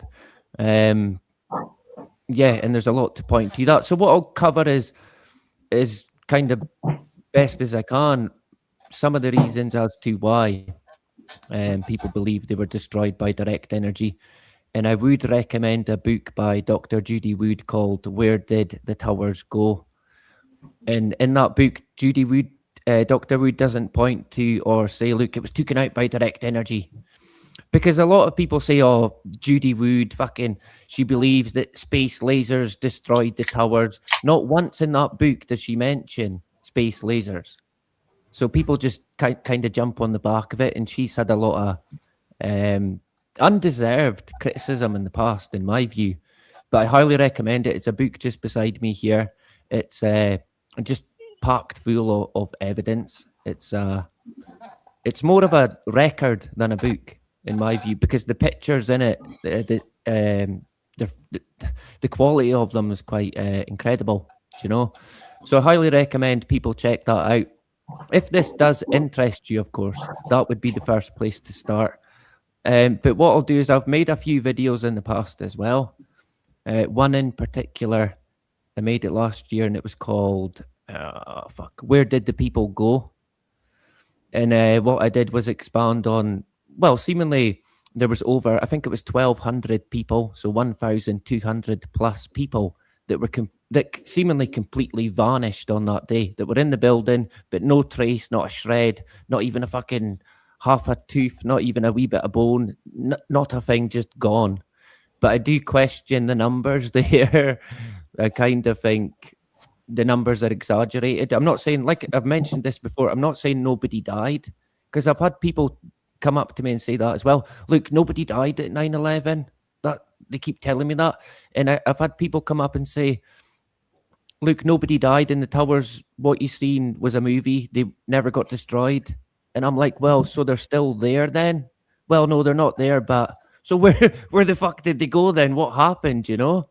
Was it like Houdini? Did they just disappear and then they pretended they came down on the Hollywood TV? I mean, hey, they're not there anymore. They came down, judging by what, in my view anyway, what we've seen. And the more you look at it, the more you when you really look at it, you begin to see that was no conventional demolition. It just simply wasn't. So I want to talk a wee bit about, if you can put, did I upload? Yeah, I did. So a term that was coined by Dr. Judy Wood was dustification. A great term. It speaks for itself, to be fair. And Dr. Judy Wood's not alone in this kind of theory, and there is another individual who's not around today. His name was Dean Warwick, and he worked for the New Zealand Secret Service, but he done like freelance work, so he'd be working for the American government, the UK, you name it. And he said in the 70s, in fact, it might have been the 50s, he said, it was one of them. He said they had seen documentation that described, well, it couldn't have been the 50s because the towers weren't up. It must have been the 70s. He said he's seen documentation that described how to destroy the Twin Towers with nothing more than ultrasound. That was it. Just completely destroy them. So that, and when he said he said in that interview, when he seen the towers on the TV, he thought, fucking hell, they done it. they've done it, do you know? And in his view, straight away, on the day, he could see that was not a conventional demolition. And of course, some people, well, a lot of people, they call it a controlled demolition. In a sense, yeah, but not quite what you think, at least in my view. So I want to talk about, to begin with, I'll just go and shut this door. What? Honestly, get a dog, they said. Pain in the fucking arse.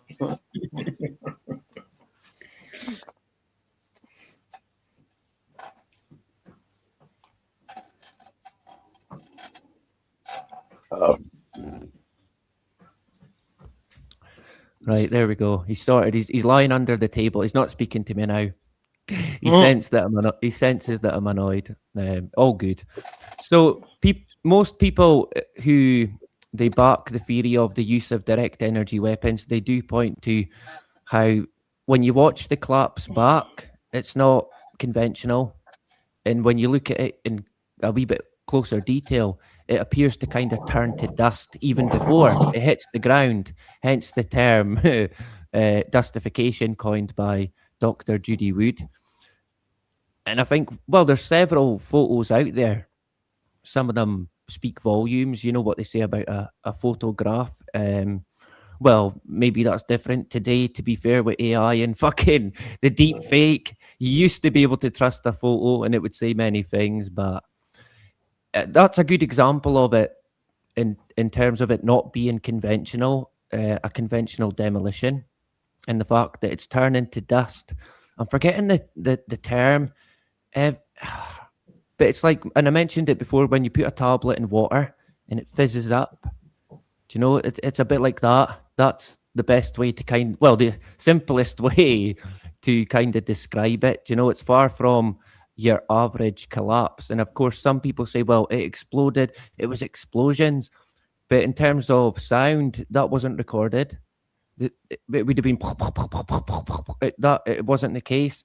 That would have affected, and we'll touch on that, seismic readings, but it wasn't the case.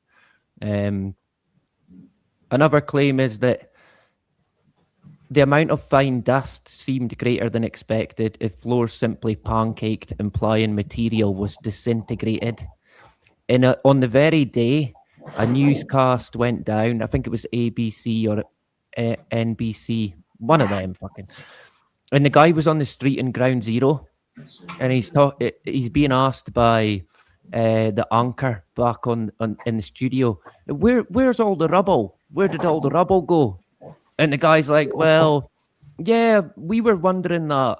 And I spoke to one of the first responders, and he said, well, it must have just pulverized.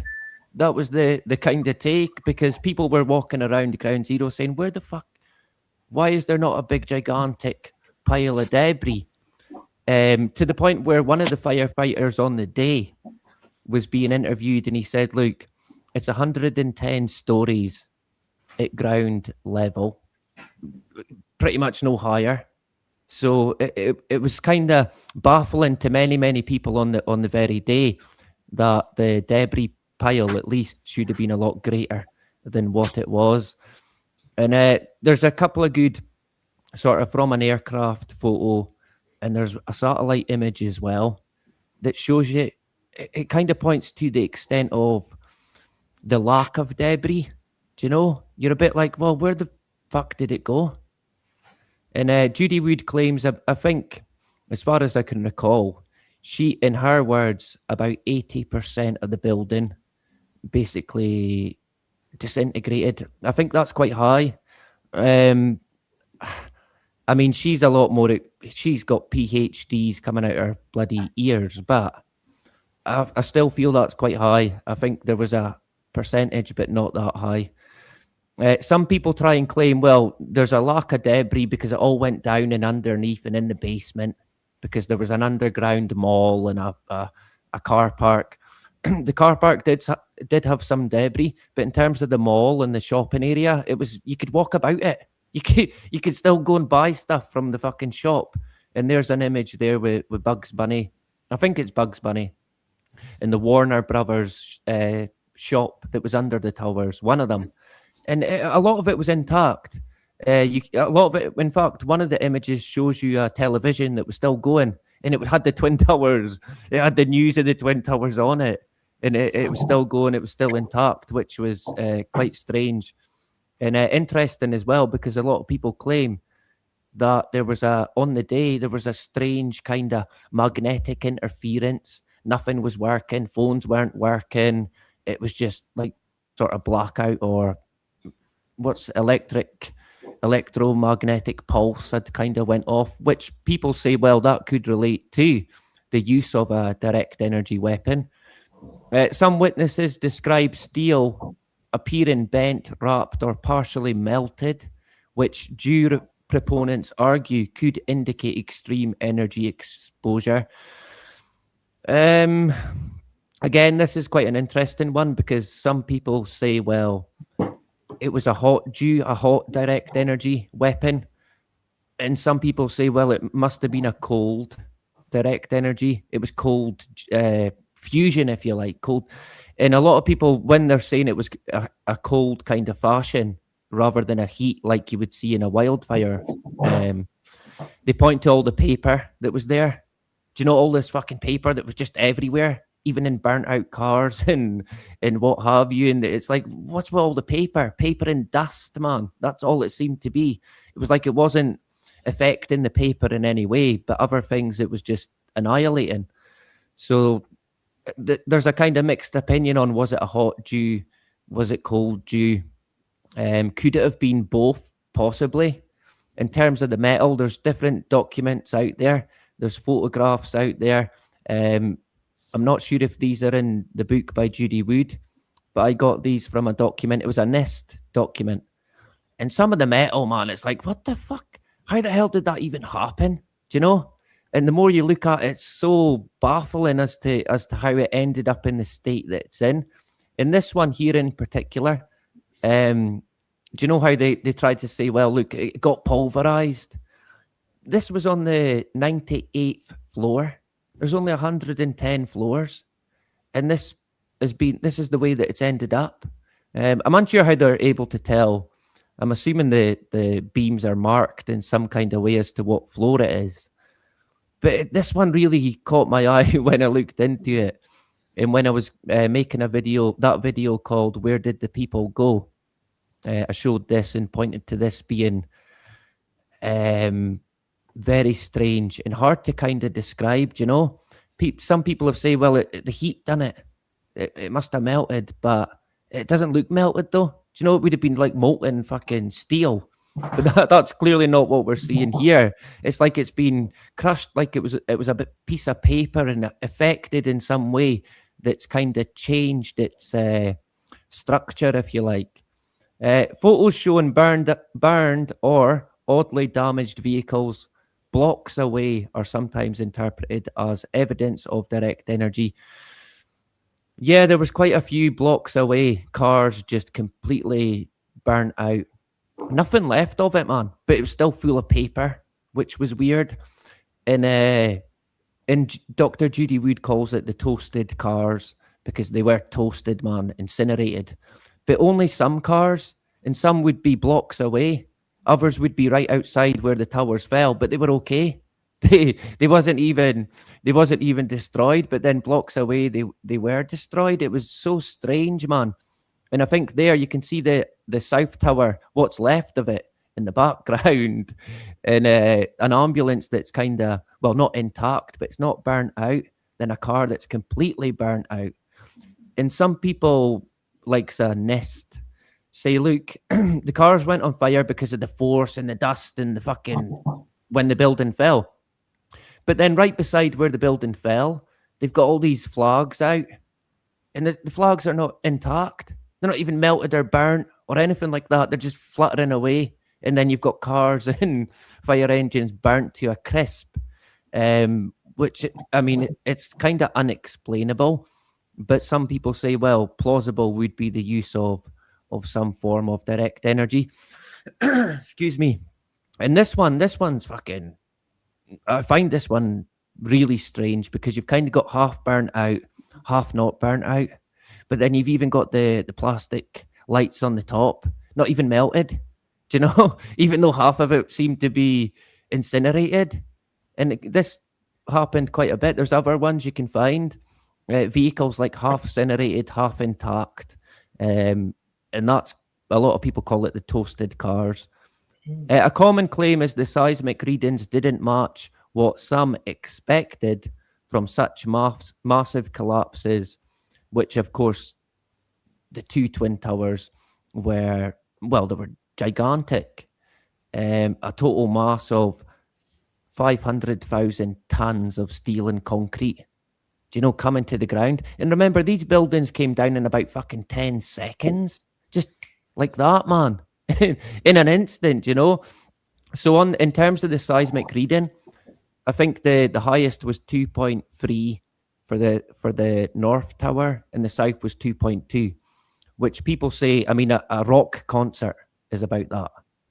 Do you know? So some people say that might explain if a lot of the material simply disintegrated due to the use of exotic technology, then you would get a low seismic reading. I think someone, and I'm unsure, I've not looked at it myself, but they compared the 2.2 reading to a jackhammer being used. That was the reading of the tower coming down. So that might give you an idea as to what, I mean, why was it such a low seismic reading? Would that explain or point to the tower kind of disintegrating, which we've seen before it even hit the ground? A lot of people talk about 3 buildings got destroyed on the day, but if you look at it, there's actually, it says 10 here, but on the day about 7 buildings got destroyed. All of the World Trade Center buildings, each one was destroyed that day.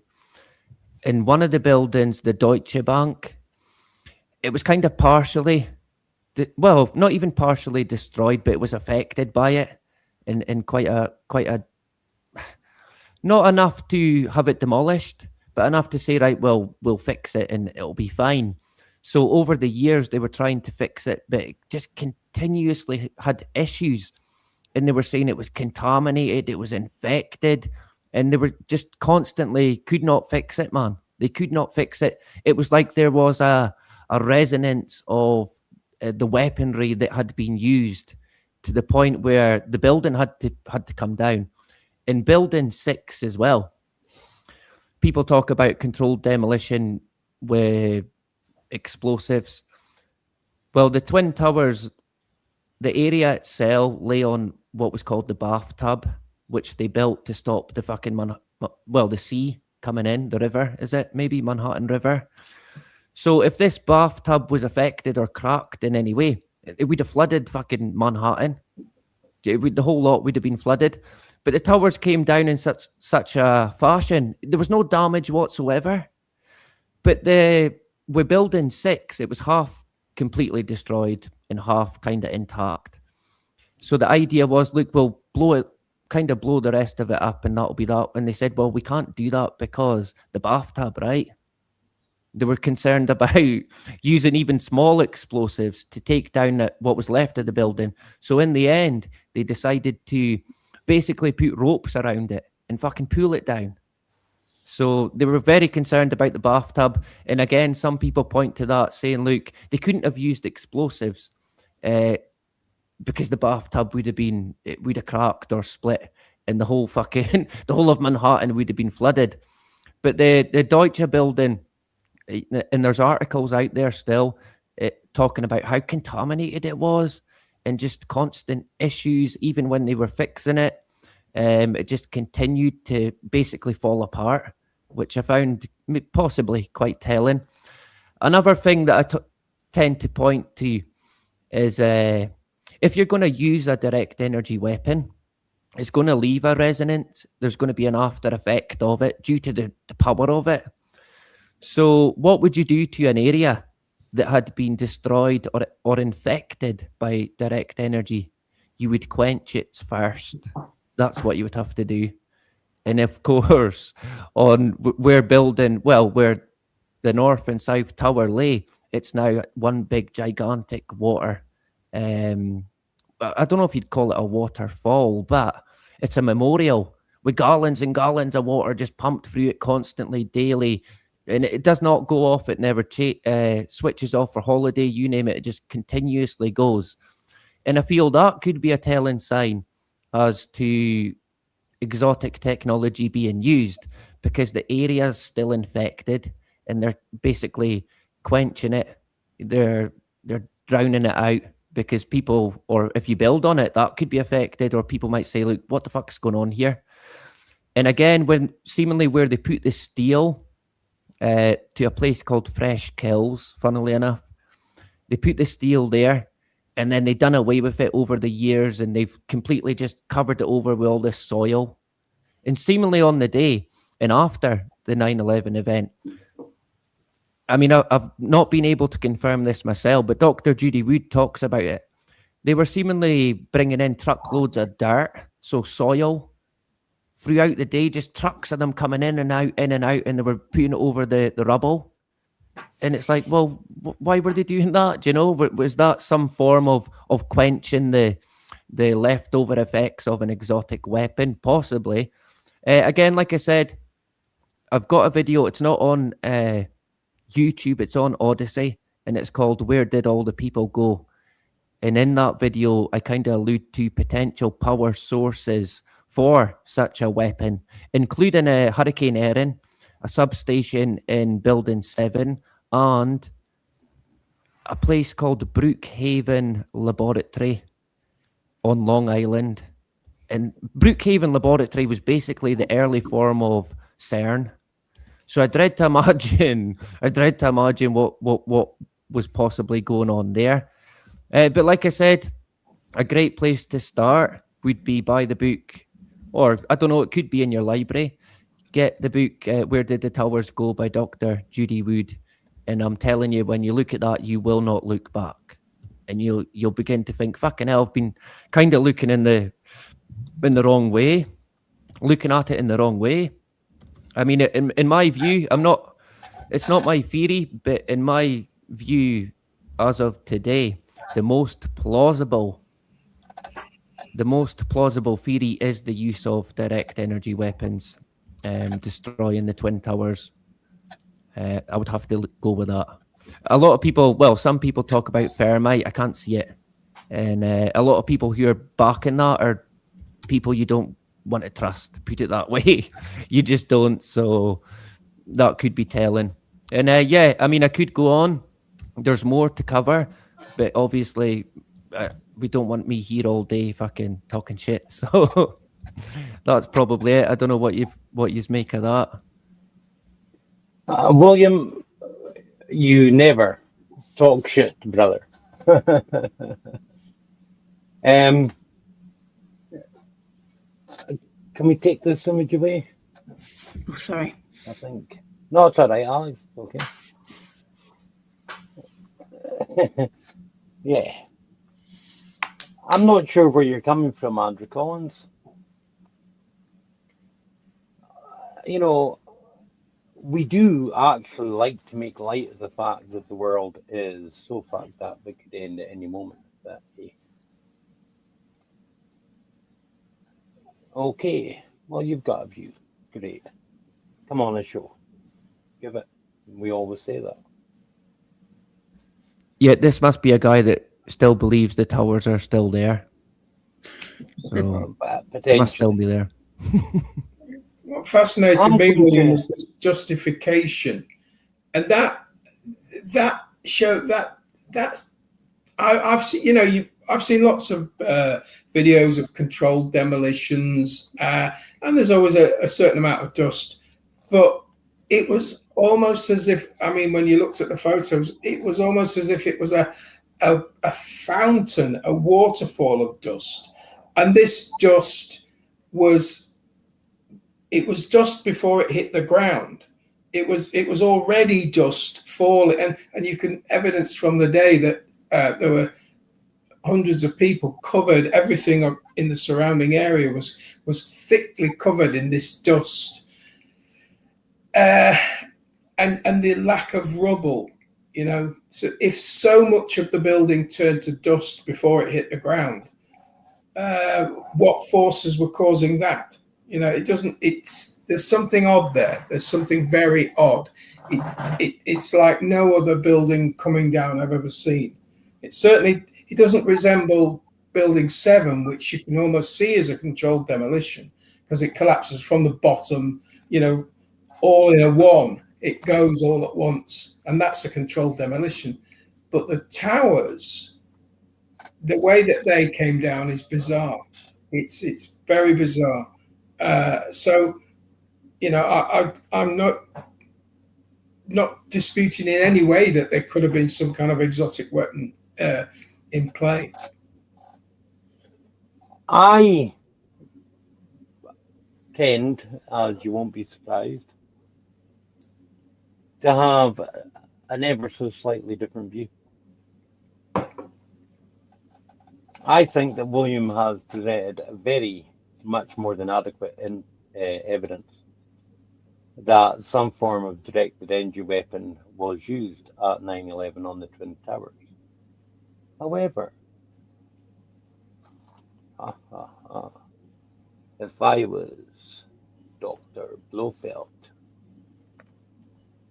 my onion would have many more fucking layers.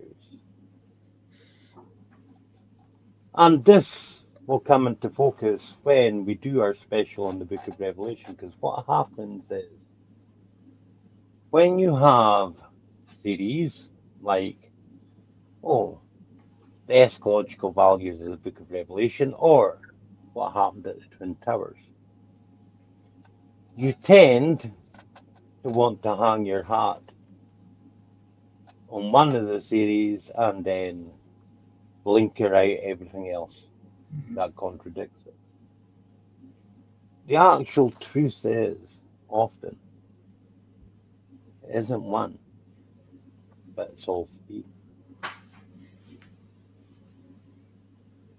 Either, in my view, planes demonstrating one capability, and I've seen a lot to suggest it was projection, but something went into those buildings because we thought with our own lying eyes. That caused a fire. Okay. Because burning fucking avgas will burn. Wouldn't have brought down those buildings. No way 10 years from Sunday.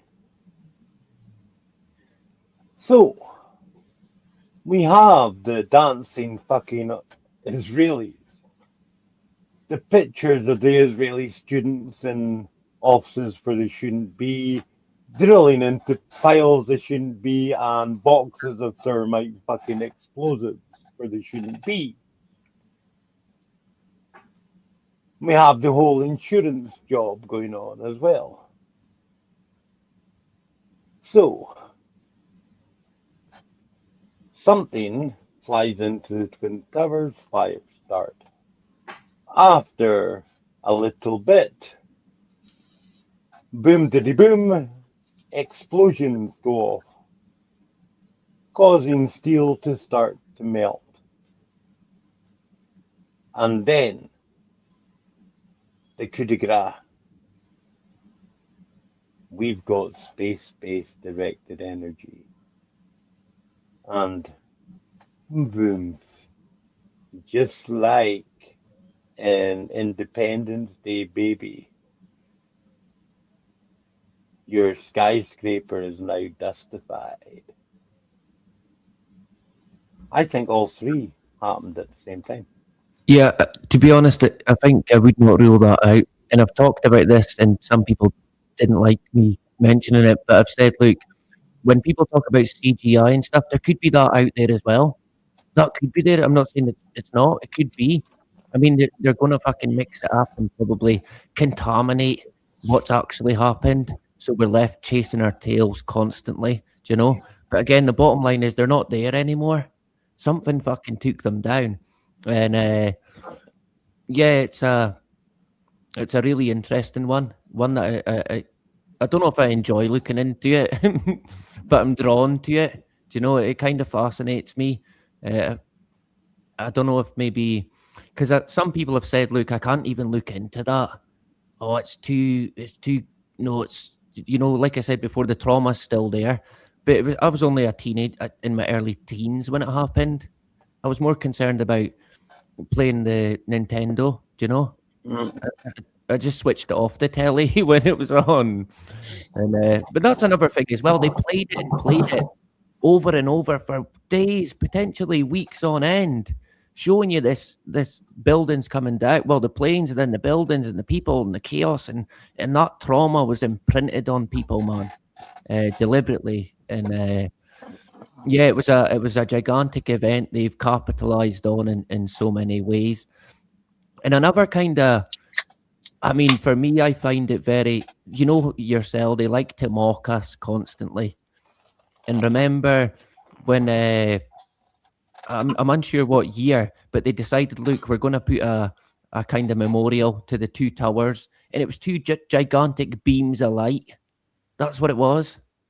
And it's like, wait a minute, are they taking the fucking piss here? Two gigantic beams that look like lasers where the towers used to be. And it's like, come on. Is that a coincidence? I mean, I don't believe in coincidence. I really don't. But talk about mocking, do you know? So blatant, man. So blatant. They were creating a nexus point. I've spoken about this before. How there are points in history that cannot be changed. That no matter which timeline you jump to, will always be there. JFK's assassination, I was just going to say that. 9/11. There are these points that cannot be changed. But 9/11 was very curious because 9/11 completely changed the world. It was the start of full-on COG in America, which has led to the ice raids of today. Because America, I'm sorry, you Americanos, if you don't like this, but you now live in a post-constitutional era. You're no longer a republic. Trump can't win the midterms, so they're either going to be cancelled or stolen. And that's what the shenanigans with the voter counting at Fulton County is all about. That's why Elon's getting involved. That's why you're told about the mass fucking fraud in Minnesota and the dead men voting. No, Trump ain't giving up power. Don't be silly. The powers behind him aren't giving up power. They're acting as if they don't care that the midterms are coming up. Because they don't. You got me?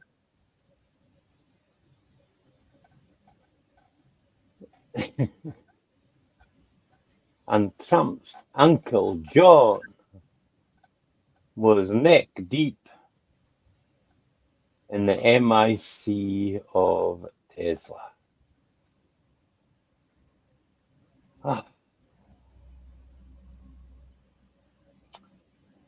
I can, which means I will next week, prove that 90% of everything that people blame on aliens, alien crashes, alien retrievals, actually all can be explained by technology of the late 19th and early 20th century. Are you available next Sunday afternoon, William, to carry on this conversation? Yeah, it should be. Yeah. Yep. Well, no, it's okay if you're not, but if you No, I are, will be. I will be. I'm not on Saturday, but Sunday I'm okay. Okay, well, here's what I want you to look at. Are plasmas alive? Now that very simple question should open up a huge can of worms for you.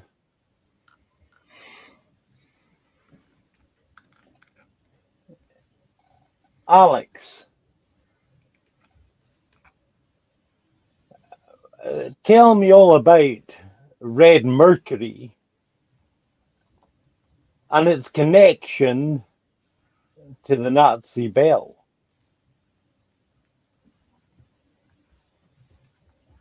Glenn, explain what's happening at CERN to us as if we were children. Okay.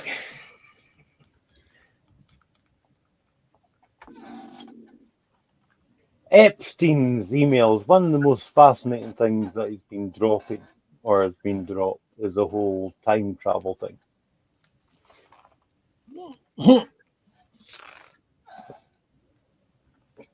And you all know, or certainly ought to know, how much of a Hooverian I am. Only because I like to stay close to the truth. You see, if I invented in Granny's shed here a time machine, as they just have, actually, in China, they've just provably sent something back a second in time. Turns out it's very difficult to move forward in time. It's much easier to move backward, but that's another story. But let's say I have USS Eldridge, Tesla coiled, myself a little time machine here in Granny's shed. And by sucking enough juice off the council to turn the lights out in the entire estate, I can zap myself back 1 hour ago. Here's the problem I've got. Not only is the world spinning, not only is the planet orbiting the sun, but the sun's moving. So, if I was just to zap myself linearly, time-wise, back an hour, I could find myself several miles up, couple of thousand or 100,000 miles away from the planet in a vacuum of space. That's why you need time and relative dimension in space. Oh, let's get serious about time travel and the Octopus connection to that. Hope you've enjoyed it, guys. Last thoughts for the audience, and plug anything you want. William, let's start with you, brother. Yeah, like I said at the start, I interviewed Bart Sibrel on Thursday. It was a late one because I think he's in the Philippines or somewhere. And I had like a co-host, a guy that I've used as a kind of co-host in the past, and he actually fell asleep. So I don't know if that's a good advert for it, but it was like 1:30 in the morning, and he fell asleep. And I was thinking, fucking hell, he's fallen asleep. But I said to Bart, it was probably a technical issue. But he got in touch with me the next day because I thought, fucking hell, I hope he's all right. You know, he was just on mute but disappeared, and he was never coming back. So the last kind of half an hour, I kind of just winged it, if you like, myself. But Hey, I've interviewed Mark Marcel in the past, and the first time I interviewed him, I got a strike during the whole pandemic. But I think this one will be okay. It's about an hour and 30 minutes long, and quite interesting. Of course, I interviewed him 2 years ago, but since then, he was on Joe Rogan, and he was on a podcast called Danny Jones, where he debated NASA astronaut, what's his name? Oh, Charlie Duke, who's about 110 probably. Now he's in his 90s, but he's one of the few remaining NASA Apollo astronauts. And he kept saying it was weird, man. He kept saying, "Oh, but what has this got to do with why I'm here?" And he was saying to Bart, "What, you don't believe we went to the moon?" But they had already explained to him before he came on the show, "Look, you're going to debate a guy who believes you never went to the moon." But it was like he could not drop this act that he was putting on, which was quite funny. It's on YouTube, you'll see it. But yeah, check me out at That's Life, but Not As We Know It. And hopefully I'll be back on either, if I can't get on tonight, it'll be Monday. But yeah, I do what I'm on when I can. There's nothing set in stone, similar to life itself. But yeah, if you want to, I guess, find out a wee bit more about the stuff we've talked about or I've mentioned in the past, then feel free to come in and give me a load of fucking abuse. Great to be back. William, it's great having you, brother. And yes, folks, well, we're on YouTube, so give us a sub, but give William a sub if you haven't already. It's a mutual appreciation society, just like the Italian job. We are the South Division Society. You're just supposed to blow the bloody doors off. Anyway, Glenn, last thoughts for the audience, brother. Yeah, now obviously anyone who's used to watching this program, anyone who's used to watching us discuss things, will know that we're very open-minded and we explore things, and sometimes we might come to the conclusion that, yeah, I think there's something in this, and sometimes we come to the conclusion that maybe this might just be smoke and mirrors. So I would say never discount anything, no matter how stupid or wild or fringe it might seem. Many of the things that we now take for granted were once considered to be fringe. What do you mean you can cook food with radio? What? That's basically what microwaves are, a high-powered radio frequency. What do you mean you can do in the future? In the future, they'll be able to do that. So you have to keep an open mind about all these things. And you also have to realize that if anything is thought to be possible, then there's probably someone out there trying to explore it and exploit it for whatever reason they want to do. I mean, just recently we've had, these things coming out about, sound weapons, about what they're so sort of strangely called discombobulation weapons. And that was just science fiction. That was just the fantasy that you saw in films. Right now in Stranger Things, the latest episode, they use a sound weapon on Elle to basically disable her.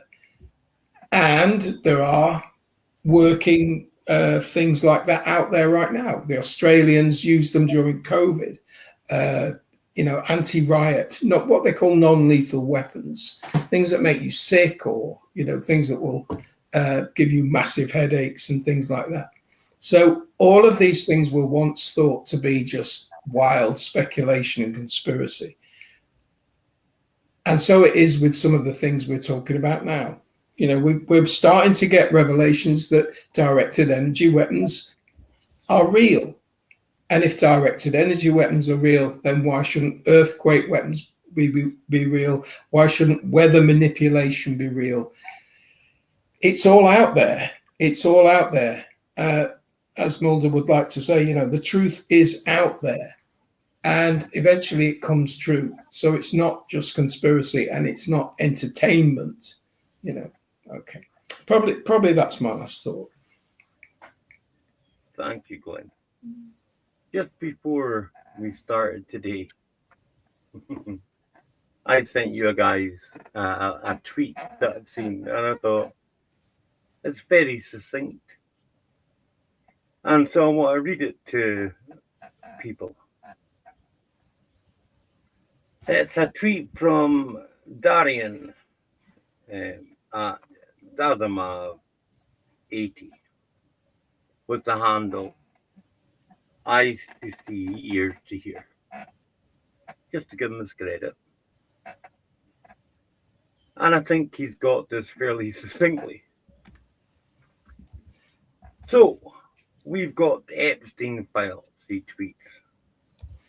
We're potentially looking at a great war.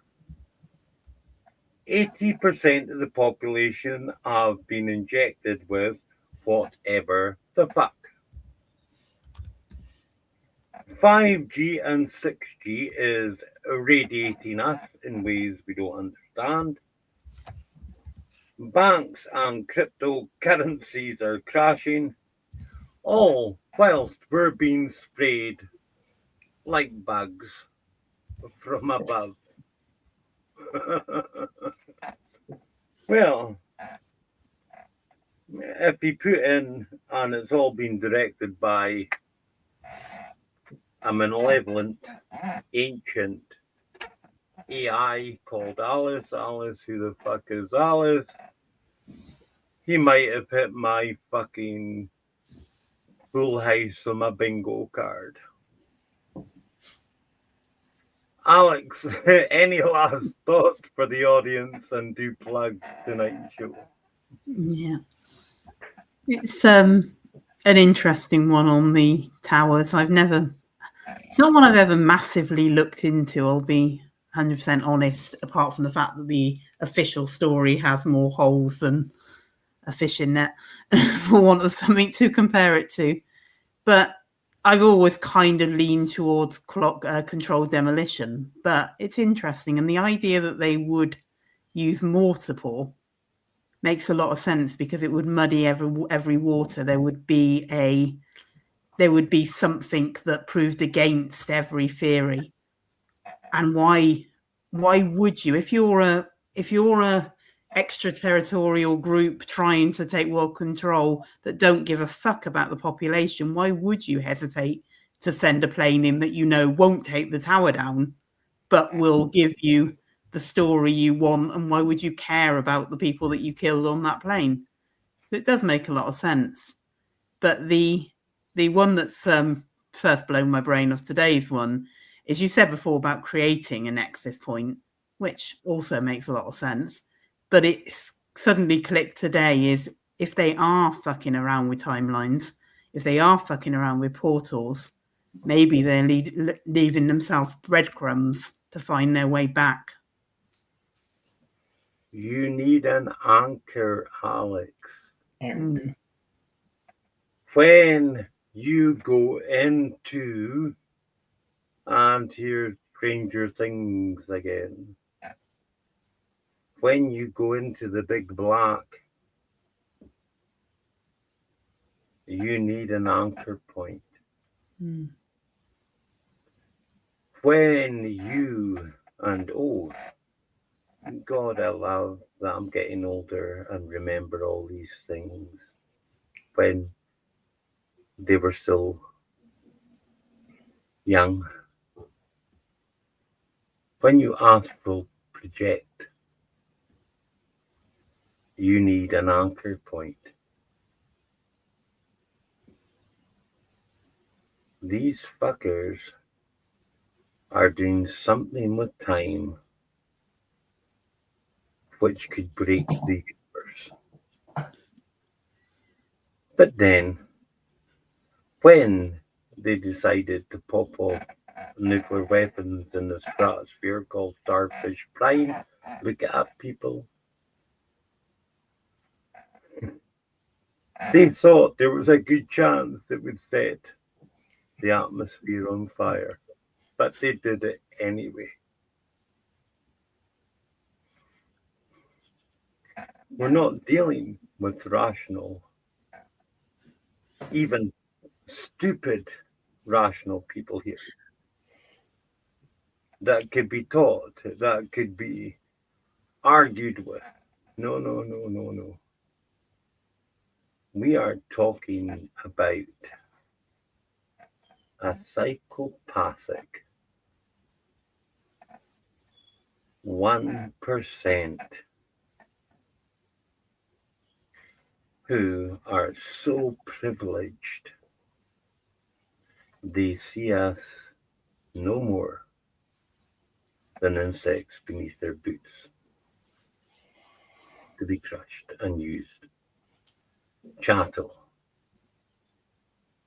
to be killed as they think fit. Yeah. If anybody's ever seen the kiddies film Ants, they know what happens when the ants decide to work together. You don't want a herd of buffalo coming at you.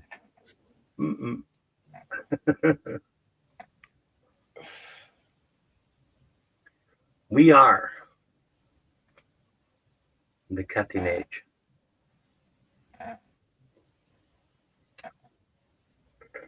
There's more to come, so tune in. Any last thoughts from any of you before we end the broadcast? William? Like I always say, take care, no fear, and always, no matter what, do not comply. Just don't. Do not comply. One of my favorite memes I've seen since Maltbook kicked off is of Sarah Connor in the car with Arnie as the T1. And the caption says, at 0732 Eastern Standard Time, Maltbook went live. People, it's 2026. Nothing is guaranteed anymore. No strangeness could happen that could shock you. And we're getting to the point where, quite frankly, alien disclosure has got to happen any minute now. In fact, you've got mainstream newspapers reporting Trump's got a speech ready to go. Oh well. Time to get on with everyday life. So, let me bid you the very best of wishes and ask you kindly, if you would, to fuckity right off. I've things to do. Bye for now.